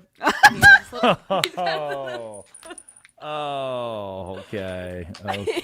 Yeah, and he's looking at the photo. Tell him I miss him. Someone text him. Someone tell him I miss him. How about you? I sent him a text. And I said bonk in the text. So. That's it. Wow, what a compelling message to send to It was someone. good. It was like that 2 or you 3 lines, miss. and then a little bonk at the very end. Okay, well. Addie, this is your forte. This is your wheelhouse. Major League Baseball released a statement on Twitter yesterday that was weird So 17 hours ago, MLB tweets, the biggest issue baseball fans want solved to strengthen the game is, and I read that part, was like, oh, great, finally, they're going to figure out the TV thing. Good. That's the first thing I thought. I was like, okay, good. We can just string, because was it Yamamoto was throwing a complete game, perfect game a couple weeks ago? I was like, okay, Yeah. where do I go to watch this? And I went through multiple avenues. Finally, I found an illegal streaming service and got it pulled up and ready to rock and roll. But I thought, okay, yeah. Then it says, we're going to strengthen the game with the biggest thing every baseball fan hates, the payroll disparity, which if I asked the casual baseball fan, hey, what's the worst part of the MLB? The 15th thing they would say is the payroll disparity. Though it is an issue, it's not the number one issue that fans are facing right now, because the Mets have one of the biggest payrolls in baseball, and the Mets suck. So the money doesn't always equate to winning. The Marlins are winning at a much higher rate than the Mets right now. So the money, baseball is just the great equalizer. It doesn't make sense, and it doesn't mean that we shouldn't narrow that gap. But the MLB made it clear in a massive statement with a graphic, a colorful graphic, that it is time to set a salary floor and a salary cap. And in response to this, the players burned down the headquarters. I think we are as far today as we were 5 months ago, if not further, from a CBA, from the owners and the players agreeing on a CBA. And this is the same conversation we had in February, but it seems more bleak now because it's June and we still can't figure this out. This was the worst proposal yet. So what it's going to propose, here's what it is. You're going to have a max contract length of 5 years for free agent players switching teams, and then 6 years for teams to retain their own players. You'll also have no deferred contracts, no qualifying offers, and 5 years to free agency for players 30 or older. So what does that mean? No more Juan Soto, no more Shohei Ohtani, no more Dodgers. They are speaking different languages at this point. And I think they're just throwing things out there and say, hey, if they like one of them, that's a win for us. That's a win. If the players like one of these, that is a win. But this is probably the worst proposal they've put out yet. I mean, the no deferred contracts, we already know players aren't going to like that. We already know these teams are not going to like that. The owners are not going to like that. The max contract of 5 years for free agent players switching teams, that's also not going to go down well. And, of course, they're going to max those contracts. So you're going to be making less money. And if anything, if they're going to put anything in there where players make less money, I don't think the Players Association will agree to it at all. Yeah.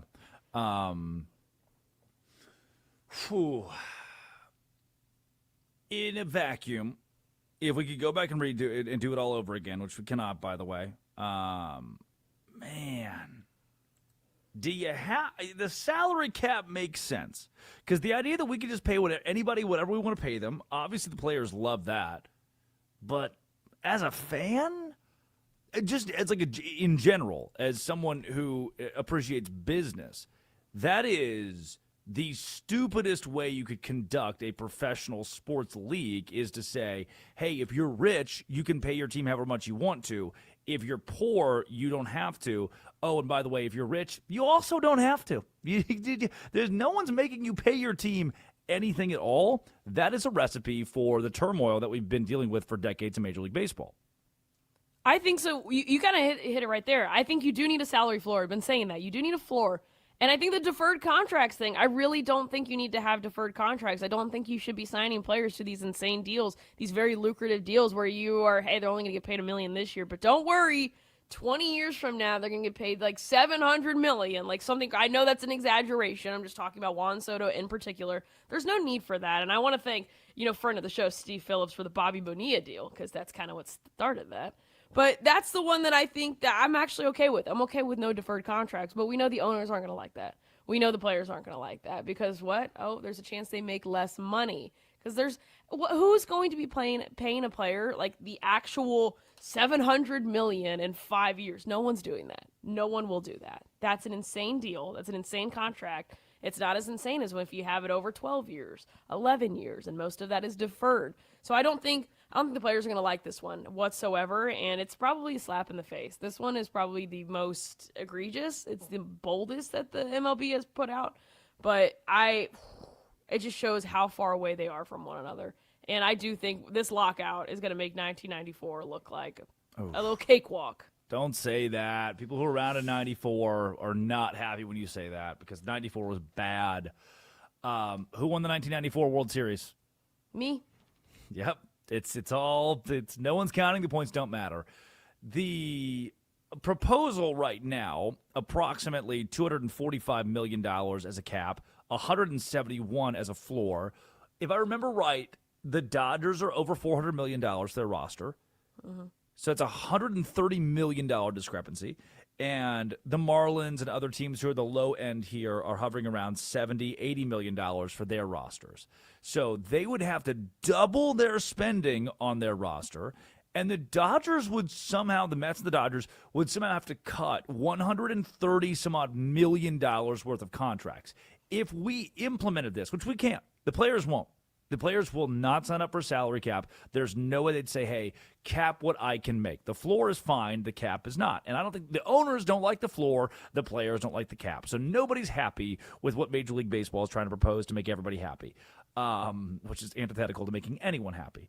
That being said, how do I get the Dodgers, if we do this, to somehow take their current roster and shave $130 million from it? Gosh, you don't. You don't. That's the thing is you don't because of if you want to put all these in place, we have a lot of hurdles. This will have to be something where it has to be implemented years down the line. This cannot be something that's like right around the corner next year. We got to do this because it's impossible. It is impossible with that lineup that they have, that roster they have of all these all-stars. It's impossible. Now, I will say one thing. According to Jesse Rogers, he was saying the league's proposal includes raising the minimum salary from $780,000 to $1 million in 2027. That's the largest increase they've had. And so that's why I think like this is not geared towards the Dodgers. It's not geared towards the Mets. It's geared to these younger players on teams like the Royals, the Marlins, the Twins, these young players like, man, I probably wasn't going to make $1 million, but if I get a guaranteed $1 million, I kind of like this deal because there's a good chance they were only going to get the minimum. If you raise that to $1 million, come on, who doesn't want that? Who does not want that deal?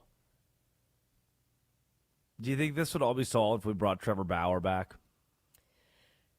Trevor Bauer, notable good guy. He keeps sliding in my DMs and your DMs and everyone's DMs saying, please, what if I ask nicely, could you let me play baseball again, please?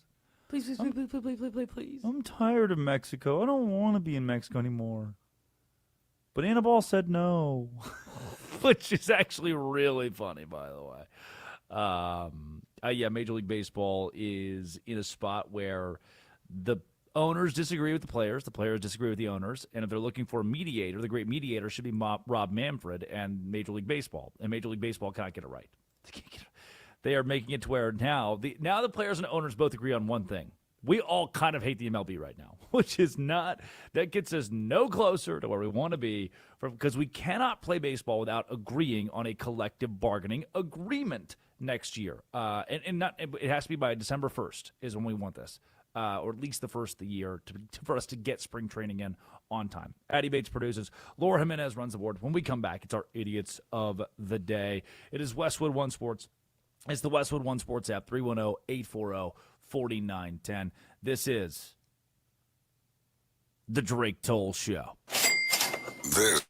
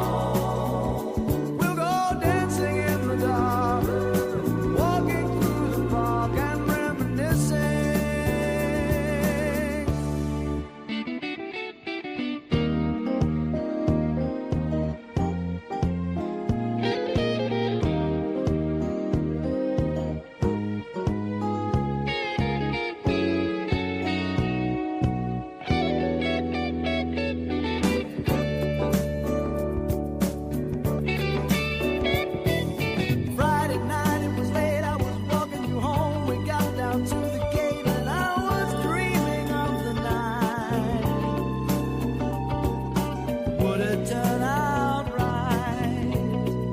Now as the years roll on, each time we hear our favorite song, the memories come along.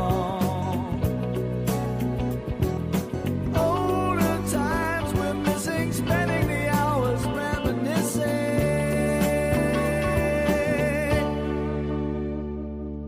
Hurry, don't be late. I can hardly wait. I said to myself when we're old, we'll go dancing in the dark, walking through the park and reminiscing.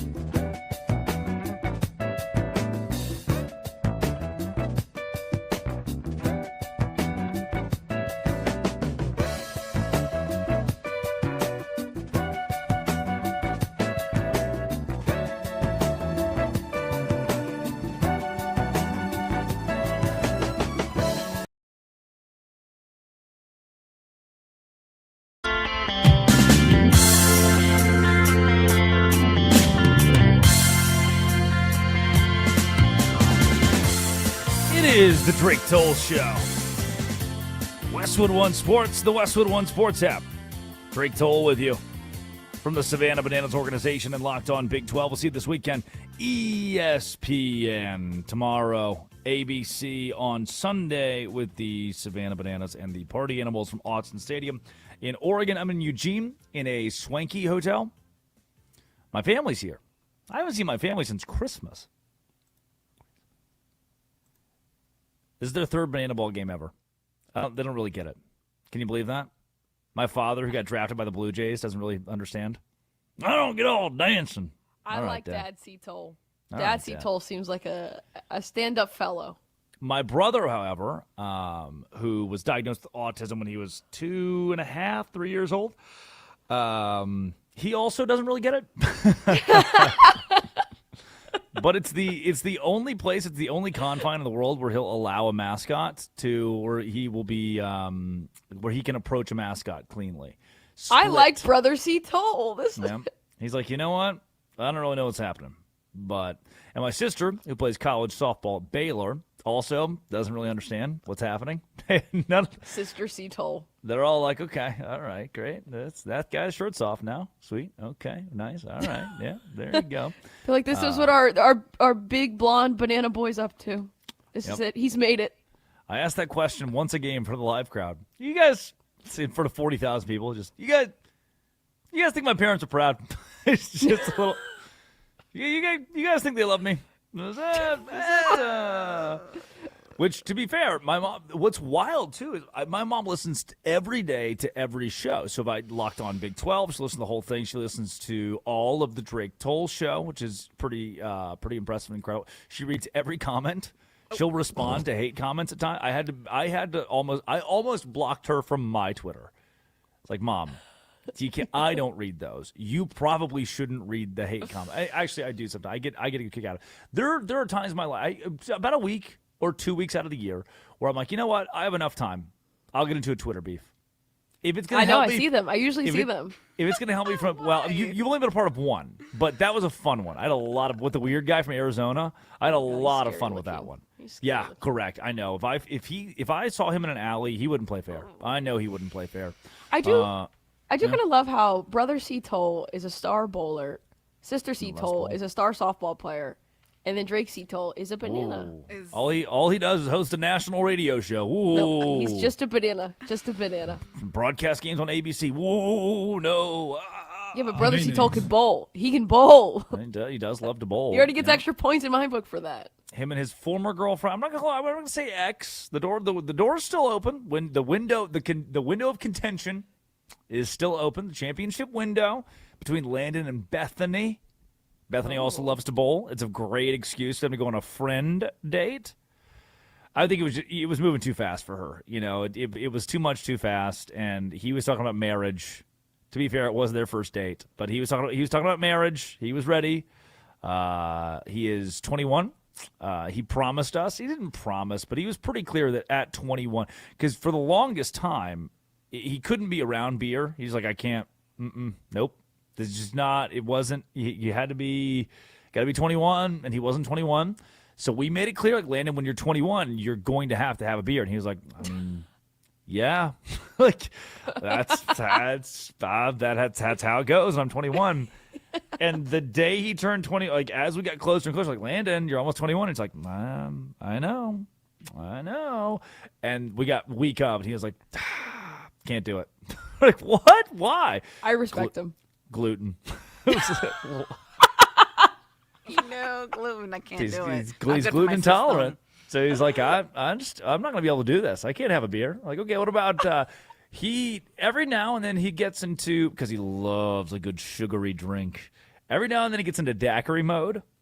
And nice. Then, yeah, there have been 2 or 3 times where it's been Landon, take a sip of this. He's like, Interesting, per se. Is there beer in it?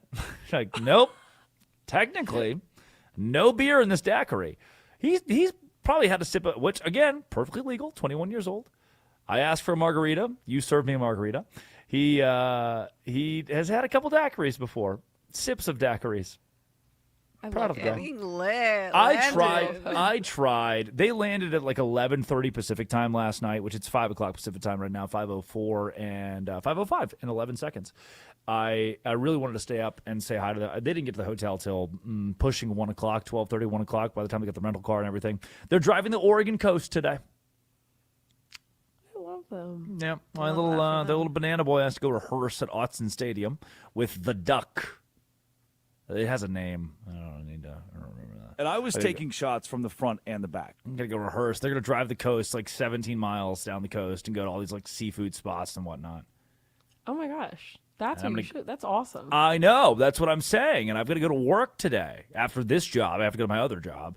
You got to go put on a romper and show your chest hairs and luckily sing banana tunes. Luckily it's rehearsal day, so no bandana, no chest hair. It's shave my chest season. Not to TMI. No, please everybody. don't. Please don't. I have Really? a whole thing that I think no. I hate that so much. Really? Not that that impacts me at all, but Sure. I hate when guys shave their chest. Really? Okay, because a lot of I say a lot of ours. Like I know a lot of guys who, in general, when summer comes around, they I can't believe we're having this conversation. They shave their cannot. chest. I hate it. Okay, 310-840-4910. Call them for that. Do you shave your chest as a man in the summer? And I think there comes an age where you can't anymore. If you're over 40, you can't shave your chest. Please It's don't. just so stubbly. Who wants to? Yeah, it does. Within a week, you do get into stubbly zone, and the stubbly zone's kind of weird in between. So you got to keep touch the shaving man it during that time. Yeah, you got to keep shaving it until the man. Until who is the man? Until winter comes and you put hoodies on and. Fine, I won't. Court of public opinion, 310-840-4910. Do you as a man, when summer rolls around, flexing that bod, shave your chest. Because I know human beings who do. I listen, I don't judge. I listen, I don't. This is a visceral. You fake throwing up over this seems a little extreme. No, this is ever since I moved up to D. Like, this has been a conversation that I've always had with, like, my girlfriends up here. It's so funny. This is one of the things, I will die on this hill. I hate it. I hate that so much. Well, you're from Austin, where the men shave their chest and the women. No, not this again. You're so weird. Not this again. You're from Austin, where it's reversed over there. You know, People's Republic of Austin, how they do it over there. Doing all that backwards No one stuff. wants to cuddle a stubbly chest, okay? Nobody wants to cuddle a stubbly chest. Quote of the day, maybe quote of the week. We should add this to the moment of the week. Drake Toll Show. No one wants to cuddle a stubbly chest. Laura, I just got a text. I just got breaking news. Oh, no. From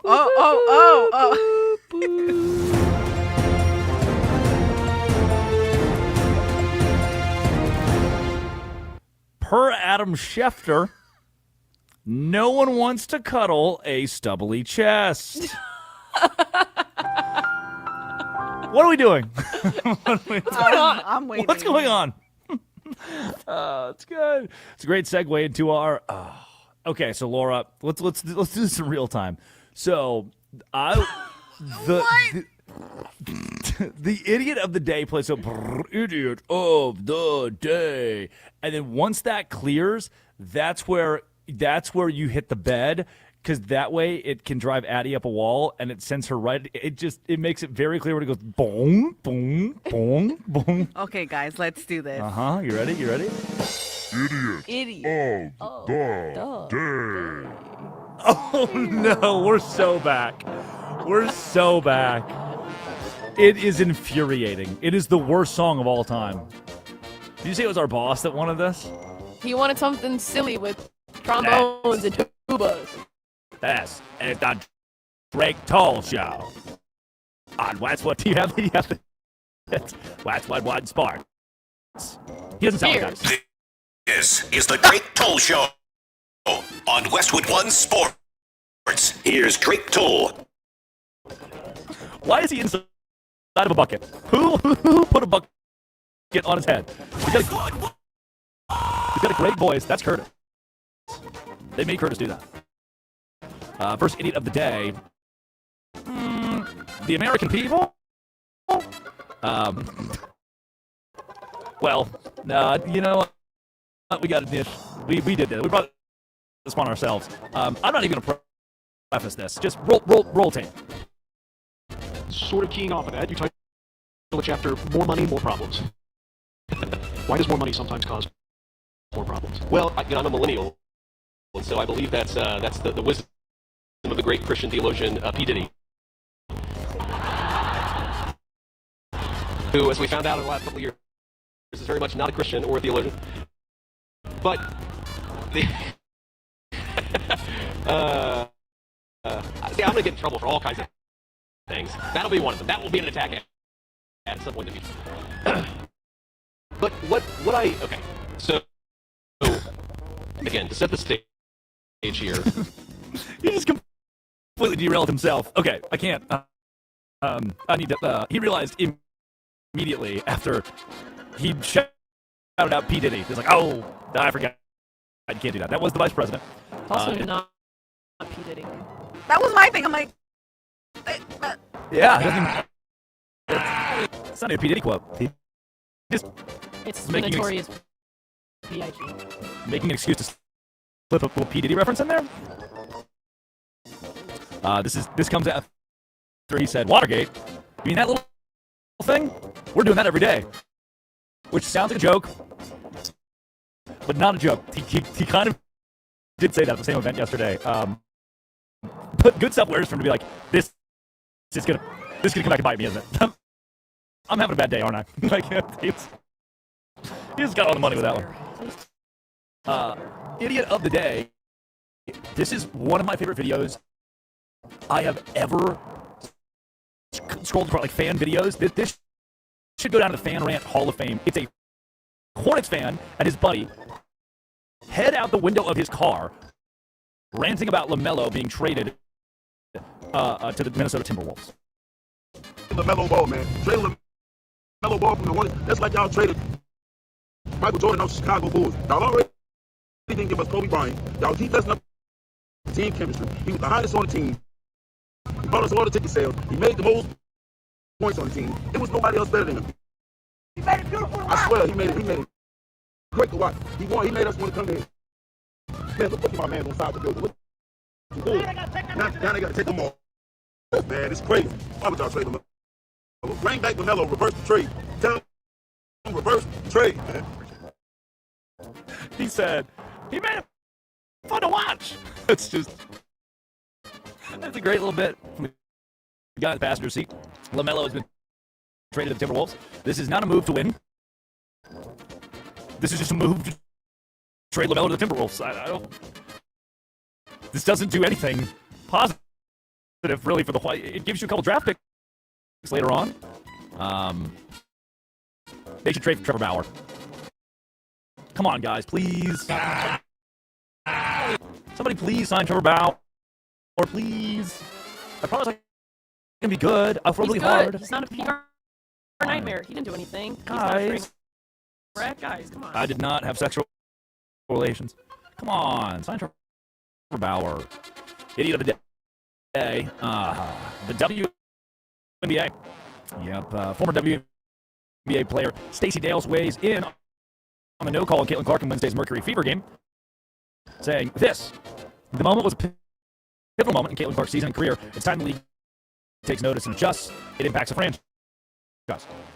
Caitlin Clark got a fist to the throat and then stepped on.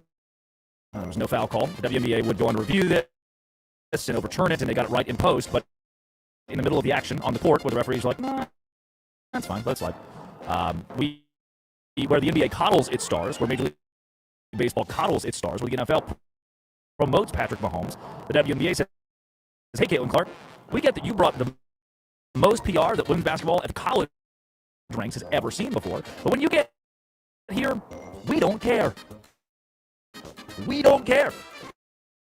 And that, to me, is a pretty bad lesson in marketing, where you could have just, marketed her. Instead, the WNBA has, and she has almost seemed like a martyr. Like, why does Caitlin Clark get to come to the podium and be a martyr? I don't like that. Like, if Sophie Cunningham was like, I love Donald Trump and I'm white and straight, and the WNBA hates me for it. You're like, well, historically, those things don't really jive here. All that in the melting pot. But Caitlin Clark's like, hey guys, I'm a pretty normal person. Could you please not stomp on my neck? And WNBA's like, no, stomp harder. Hit her. And I don't think it's good marketing. But what do I know? I'm just an idiot who doesn't know about WNBA. Just some bigot for liking Caitlin Clark. Mm-hmm. You have no idea what I'm talking about. None. I shouldn't be supporting Caitlin Clark. Because she did all the bad things, remember? Laura? Remember? Then she did the thing. That was bad. You're right, she hasn't. Those are our idiots of the day. When we come back, all right, final idiot of the day. The NFL has had 47 arrests per year since 2000. 1,175. That's pretty bad. Coming up, Steve Reid of the Associated Press in Charlotte, North Carolina, joins the Drake Toll Show to talk LaMelo Ball. This is Westwood One Sports and the Westwood One Sports app. This is the Drake Toll Show.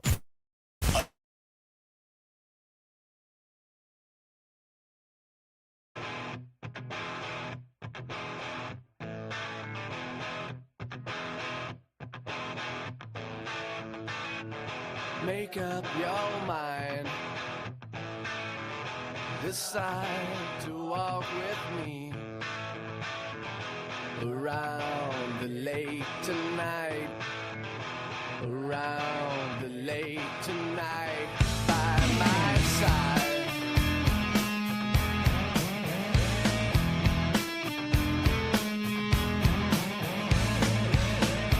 By my side.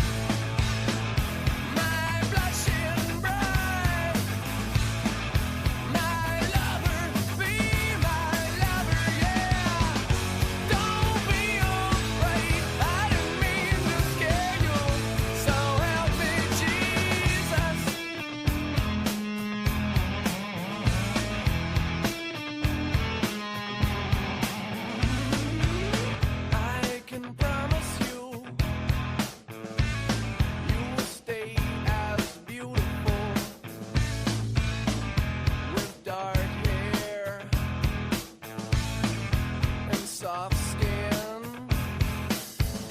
forever.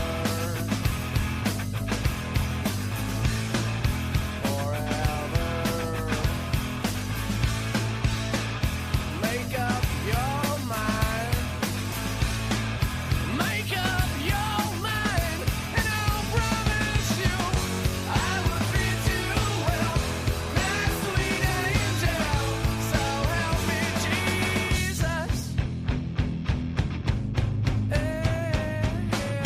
Give it up to me. Give it up to me.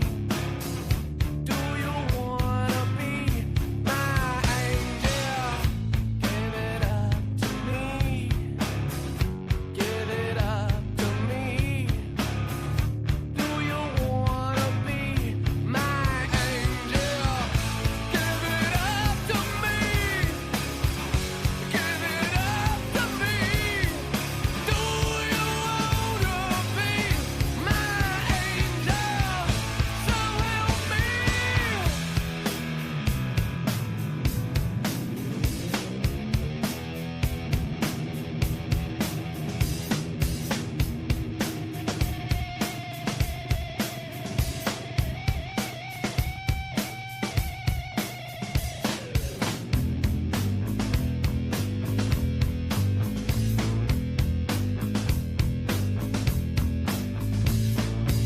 Be my angel.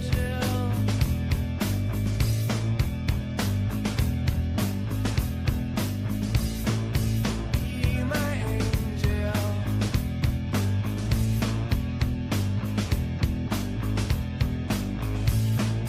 Be my angel.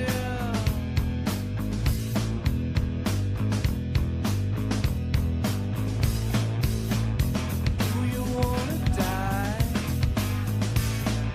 Do you wanna die? Do you wanna die? Do you wanna die? Do you wanna die? Do you wanna die? Do you wanna die? Do you wanna die? Well, I promise you I will treat you well, my sweet angel. So help me, Jesus. Jesus. Jesus. Jesus.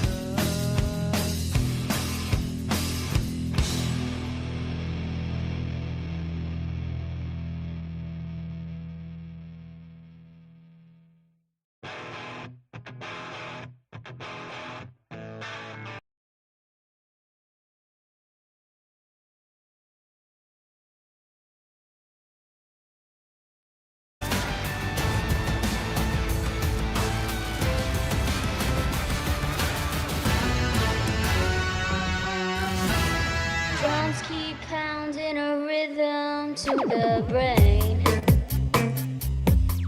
La-da-da-da-dee. Da-da-da-da-da. It is the Drake Toll Show, Westwood One Sports and the Westwood One Sports app. Drake Toll with you from the Savannah Bananas organization and Locked On Big 12 and right here on Westwood One Sports. And there is a changing of the guard in Charlotte. LaMelo Ball being sent to Milwaukee to trade for Naz Reid. And those aren't the only pieces. The draft capital and the other players involved here are certainly storylines, but LaMelo Ball leaving Charlotte, that's the headline. And now joining us from Charlotte is Steve Reid with the Associated Press. And Steve, appreciate you being up early with us on the show and giving us the perspective from the Charlotte side of this. Here's where I'll start. One of my best friends in the world, Brett, from Union, South Carolina. He's the first guy I talked to yesterday when this happened, big Hornets fan. And he said, man, I get it. I know we're stacking up draft picks, but I just don't understand. It felt like we had a star, a guy we could build around that the city and the fan base could love and lean on, and now he's just gone. Is that the pulse of Charlotte, North Carolina today? I think it's almost split, honestly. from the people I've talked to, yeah, because he was kind of your guy, right? He was the face of the franchise. He was the star. And in the NBA, you rarely trade stars. You see it happen again. Giannis just got traded, but it just doesn't happen normally for a smaller market team. When you have a star, you don't want to trade those guys. On the flip side of that, I think there were some internal issues with, particularly LaMelo's defense. I think was a point of contention among the coaching staff. And you look at what happened in the play-in game in against Orlando, and they just got beat up physically. And Naz Reid is a guy who could potentially come in and give some more physicality, who can help them out in that area. But yeah, to give up a superstar is certainly, and I understand you're still building, you're piling draft picks, but at some point you got to go for it. And I think it was a 24-win improvement last year, and he helped them do that. He was a big reason behind that. Not only did he improve as a player, but Con Knippel really benefited from LaMelo being there. I mean, Con Knippel is really he's a guy he's a spot-up shooter, right, for the most part. And where did a lot of those assists come from? LaMelo. So I think they feel good about re-signing Kobe White, and that gives them a point guard, but he's not certainly at LaMelo's level. But there seems to be some more of an undercurrent here as to why they made this move. The re-signing of Kobe White yesterday that came down the pipeline pretty quickly after this LaMelo trade news hit the headlines. What does that say? And that had been in the works. Yeah. What does that timeline say to you? Well, I mean, they had wanted to re-sign Kobe anyway, and I think, that was part of the plan. I think once they got him, under agreement, then they went ahead and made this deal with Melo. So I think that was part of, nothing happens, in a vacuum. This is all part of the plan. You have to have a backup plan to go to. So certainly that was agreed to and in the works before this trade came down. It was just announced later. So the LaMelo Ball trade from Charlotte to now the Minnesota Timberwolves. Steve Reid of the Associated Press joins the Drake Toll Show. And Steve, this is a tough question. I don't want to pin you with this, but how much of this in your mind does relate to off-the-court storylines and issues? At what point is it, hey, LaMelo, maybe this isn't the best fit culturally for the Charlotte Hornets? I don't think that's a huge issue. I don't think he's been that big of a issue off the field. Yes, there's been some. There's a driving incident where he allegedly drove over a young fan's foot leaving the arena. There was the car accident, but there really hasn't been a whole lot of issues. He hasn't been a high maintenance guy for them, but I just don't think it's I don't think that's the main reason. I think it's more what they want from. This is my perspective, okay? And the Hornets haven't talked about this trade and why they've done this. But from my perspective, Charles Lee, their new head coach, is a defensive-minded coach who really wants defensive players that are really stout, guys that are going to get down and defend, hard-nosed type defenders, and he thinks that's how you win championships. And he's won a couple as an assistant coach. So he, you got to give him the street cred of knowing that. But I think that LaMelo, to me, never really fit what he wanted. And that could be a completely wrong read, but that is my take on it from being around the team for the last, more than a decade, but when Charles Lee has been there, it's been the last couple of years. So that is kind of my take, and I think that contributed. I think to win playoff games, they felt like they needed a tougher defender. What he brings offensively, you can't argue with. I mean, he's a fantastic distributor. He's a playmaker. He's a great shooter. Yeah, he can make incredible shots, and he pulls people into the arena, right? He sells out tickets. So they've got some issues now to deal with in terms of, attracting fans, and I think they've alienated some of their fan base. But hey, we all know that winning cures everything, right? If you keep on winning, and that's going to pull people in. Yeah, and obviously the Hornets became one of the best stories out of the NBA. My favorite second half story after January 1st. It was Charlotte that people turned their eyes to and said, how did this team, pull off 44 wins? And LaMelo was a big reason why. I think that's why there's angst amongst the Charlotte fans who don't quite understand this move yet. And Steve, with that in mind, and I love what you said about these draft picks. You can stockpile them, but at what point you decide, okay, it's time to win. We're going to win. We're going to compete. When does Charlotte press that red button and say, all right, we're opening the window to contend now, or is that window open today? Well, I mean, you would think that window was open, right? I mean, they made huge strides last season, a 24-game improvement over the year before, win 44 games, and so they're hanging their hat on that. And so it's certainly an interesting time to consider trading your star player, right? I mean, it kind of goes against what you would normally think would happen. So it's a little perplexing, but I think, the reason I go back to is I think that the defense was an issue that, was kind of a thorn in their side, and they wanted to see more from him, and that he wasn't really Charles Lee's type of player.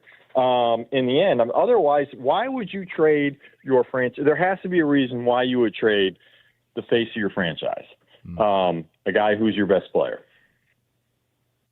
The billboards, the outside of the arena, a whole lot of signage will change in Charlotte this week as LaMelo Ball is now a member of the Minnesota Timberwolves. Steve, hopefully they don't have you on hourly out there peeling those off, I would hope. As Steve Reid, the Associated Press, joins the Drake Toll Show. And all this comes off the heels of the NBA draft, where one of my favorite quotes, Mick Cronin gave this quote in the middle of the college basketball season about Hannes Steinbach, and he said, I don't know how to pronounce his name, I just call him lottery pick. and he was that good of a college basketball player, and now walks into Charlotte alongside Christian Anderson, the Texas Tech guard, who I thought was great at Texas Tech. He's really solid in a deep Big 12. Are those two guys that Charlotte intends to plug and play and win with in 2026-27? And that is under the assumption that LaMelo would have been dealt no matter how this draft went. Well, I think there's certainly a history of that, right? I mean, you look at last year's draft. They drafted 4 guys, 2 in the first, 2 in the second, and all 4 of them played. I mean, Con Knipple obviously was, in contention for Player of the Year.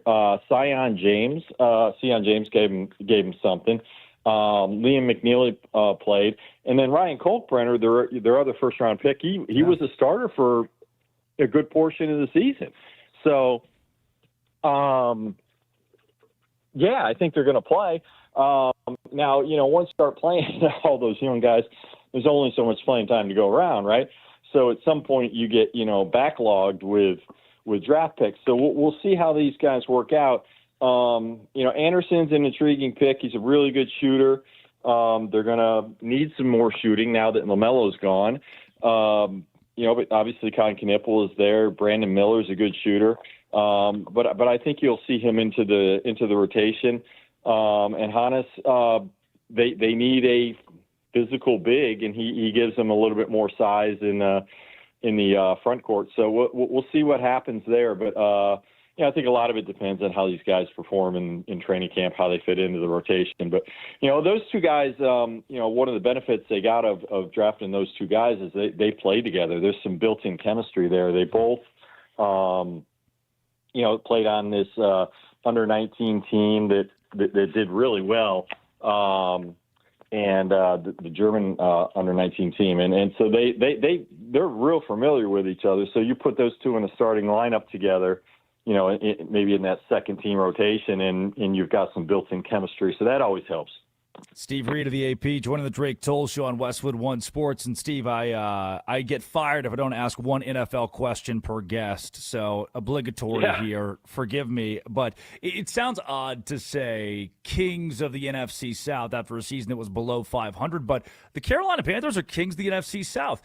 Defending that title in a division that, in my opinion, is strengthening, and maybe it's hard not to strengthen considering where the division was last year. What do the Carolina Panthers need to do? What pieces are there to assure this team is still number one in the NFC South? Well, I think Dan Morgan, the general manager, has really done a nice job, a patient job. Brent Tillis, too, who's their cap guy, he came over from the Kansas City Chiefs. Both of them have done, really nice job of kind of piecing this thing together and slowly building it. And I think that's been the biggest thing is they've been patient with how they built this. They've realized, hey, this is not going to happen overnight. And so, I think what are the big pieces? O-line, D-line. They've got to get stronger in both of those areas, okay? And they've done that now. Jalen Phillips is a good addition, good free agent addition. Well-respected defensive lineman, pass rusher. So he's going to be a big help for him. I think, their offense has got to get a little creative. Bigger chunk plays, that sort of thing. They're going to need that going forward. But they added a good receiver from Tennessee that they like. I think they're trending in the right direction, and I think a year ago we were really wondering if Bryce Young was a bust, right? I mean, that was no doubt about it. It was like he had been benched, and everybody's coming into the season going, hey, is this guy legit? He's a number one overall pick, and yet he got benched in his second year, came back, has a losing record. Is he the guy? And I think he went out and showed last year that, he can be pretty good if you put the right pieces around him. So it's still a building process. I think they're still, maybe one more year away from being, a contender. But they're slowly and patiently not panicking and doing the right thing and building this thing slowly. Again, appreciate your time up early with us, Steve. Last thing I got for you on that front, when the whole Brendan Sorsby thing fell apart at Texas Tech, Yahoo wrote an article saying the Panthers should be a team interested in Sorsby in the supplemental draft. Now, obviously, the NFL has denied Sorsby that opportunity, and Yahoo responds with, well, what's plan B for the Panthers? And I'm thinking, what do you mean plan B? What do they need a plan B for? Because there's not a supplemental draft with Brendan Sorsby. What does Bryce Young have to do this year to silence not necessarily Yahoo Sports, but any of those doubters? Well, I think just consistency, continue to improve, continue to be a leader, and I think we've already seen it off the field in his interviews, how he's kind of taking control of the huddle. There's one incident in OTAs, and this doesn't necessarily translate to wins and losses, but they had a practice in the rain, and it was pouring. It was a monsoon here in Charlotte, and after the rain died off, the guys were dropping some balls, and Bryce just jumped on everybody and kind of dropped a couple F-bombs and was like, listen, we need to focus. We need to concentrate, get back on task. And it was a little thing, but it also kind of showed, all right, he's now getting more comfortable with taking the reins of this offense, taking the leadership role that is needed. And I think that's really a big piece of what they've wanted to see. And you need your quarterback to be that way, right? And I think, when he came in, he was a little shyer about, finding his spot and taking control. He's not an outspoken guy. He's not a Baker Mayfield, right? He's the exact opposite of that personality-wise. He just is, he's a nice guy, and I think just needed to take more not ownership, but a leadership role in that team and be a little bit more vocal. And I think you're starting to see that. He's now to the point where he's realized this is my team, okay? And I think that's a good thing for them. And that's what they want to see, and see him continue to progress, continue to make mistakes, and they basically want him as a point guard quarterback. Get the ball out, distribute the ball. They've added some weapons. Jalen Coker is looks like he's ready to take the next step. Got a big contract. So I think just continue to progress and continue to improve. It's Steve Reid at Steve Reid AP on Twitter. All things Charlotte. Thanks so much again for being up with us and joining the Drake Toll Show. Absolutely, anytime. Steve was great. And for our listeners across the country, the perspective of LaMelo Ball, you trade away your star. You scrape off the posters, you flip around everything in the city, and your star's gone.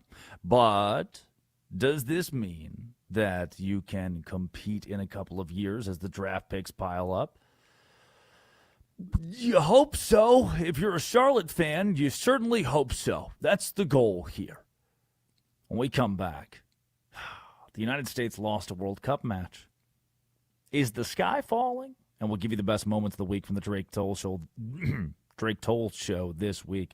It's Westwood One Sports and the Westwood One Sports app. This is the Drake Toll Show. U.S. men's national team has wrapped up group play. Up next, the round of 32 on Wednesday. How far can they go? Let's find out. Westwood One Sports.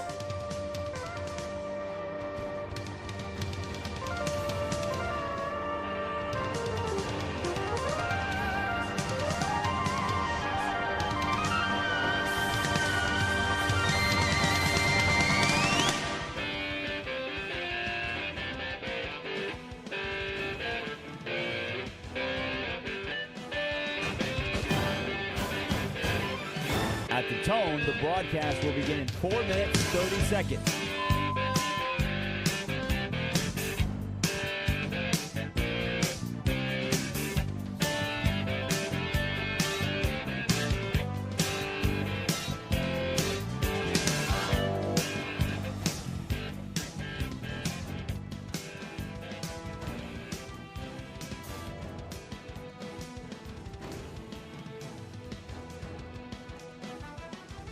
At the tone, the broadcast will begin in 4 minutes.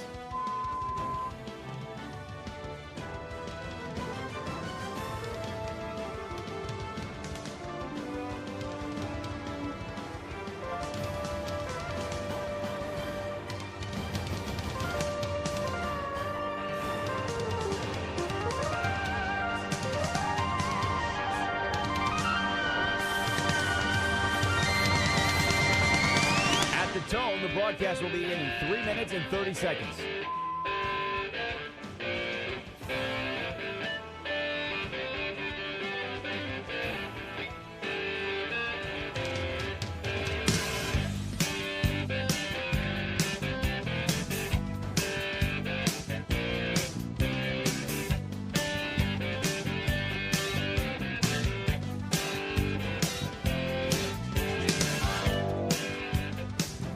At the tone, the broadcast will begin in 3 minutes.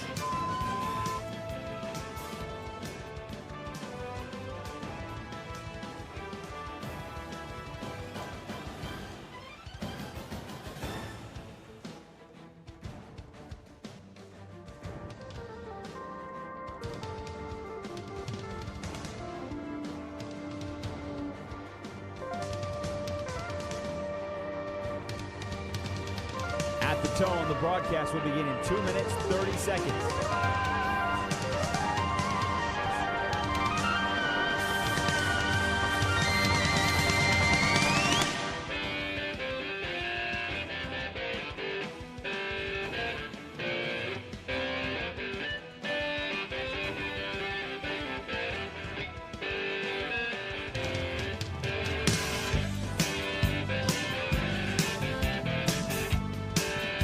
At the tone, the broadcast will begin in 2 minutes.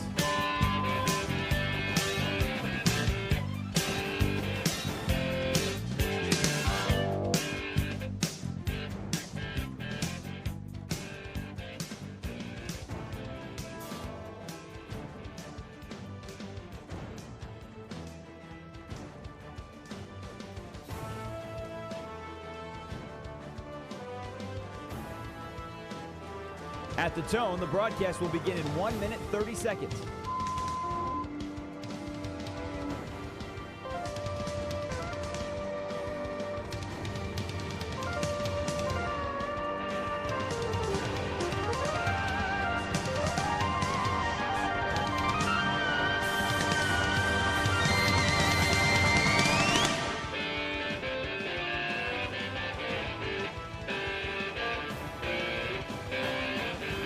the tone, the broadcast will begin in 1 minute.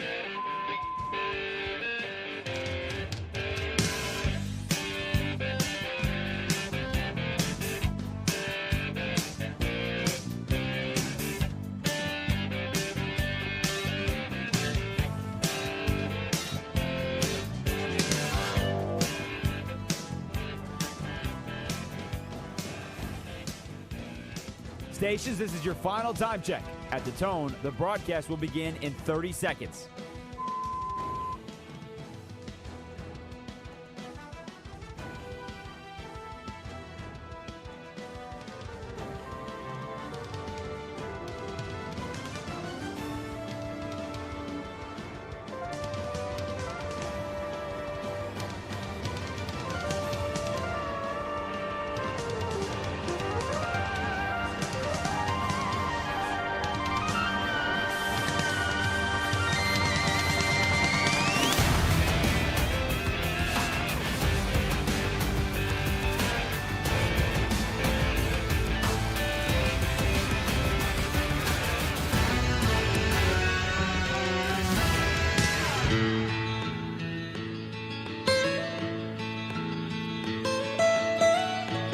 Almost heaven, West Virginia. It's about West Virginia, not Western Virginia. It's about the state of West Virginia. It is. John Denver brings us back. The Drake Toll Show, Westwood One Sports, the Westwood One Sports app. America lost.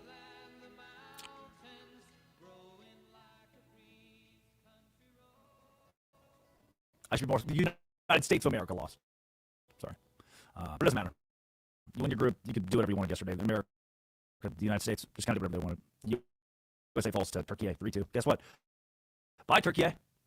Smell ya. See ya. You can't even, you stink. Yeah, you can't even be here anymore. You're going home. You're going home. You don't even play here anymore. Now what? Huh? We won the group. United States will play Bosnia and Herzegovina, obviously. All next week, you and I will preview Bosnia and Herzegovina together. We're going to learn the capital of Bosnia and Herzegovina together. Is it two countries? Is it one? Did they pair together? Who knows? We'll find out. In the meantime, it's time for the moments of the week from this week's Great Toll Show. Danny Wexelman, broadcaster for the St. Louis Cardinals, joined the program to talk about the NLs. So why is the NL? Why is the NL so much better than the AL? I cannot begin to understand, but Danny had a great answer. It's our number 3 moment of the week this week. Yeah, I actually think it's just a fluke. Like, I don't think that you could sit here and you could compile a bunch of data and explain what's going on this year, because this isn't what you see. This is like so incredibly rare to see such a distinction between the two divisions. And not only that, to kind of watch the American League pale in comparison on the developmental side. And I think like what you're seeing is from the National League side of things, a lot of teams that are in medium-sized markets. I look at the NL Central in particular and the Milwaukee Brewers, who always do more with less.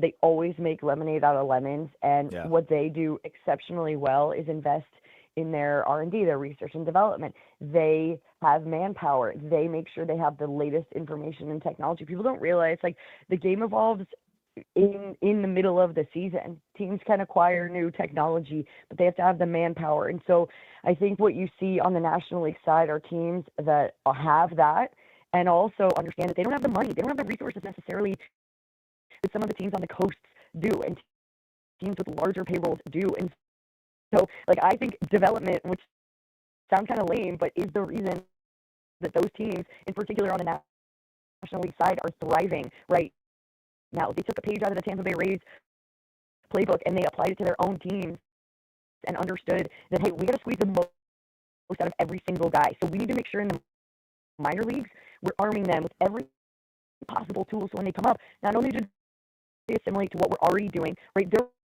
were years in the past where you would hear that minor league teams were not doing the same thing or speaking the same language as the major league team. And so cleaning things like that up on the American League side of things, like the draft and development has not been as good. Like you could point to that. Number one, you could point to the fact that they all kind of stink, which is fascinating, but the National League is thriving this year, which is, it's ironic. Like, I grew up in St. Louis, so I've watched the National League for a long time, and it never really has been this way.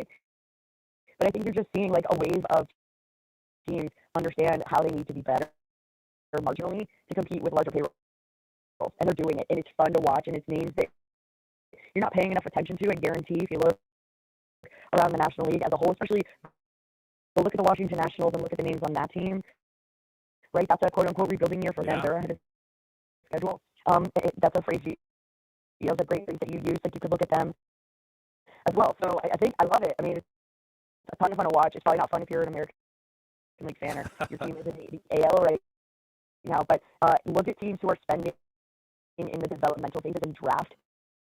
Like who's drafting the best right now? Those are the teams that thrive. Oh, yeah, it is not great if you're an American League fan. Oops.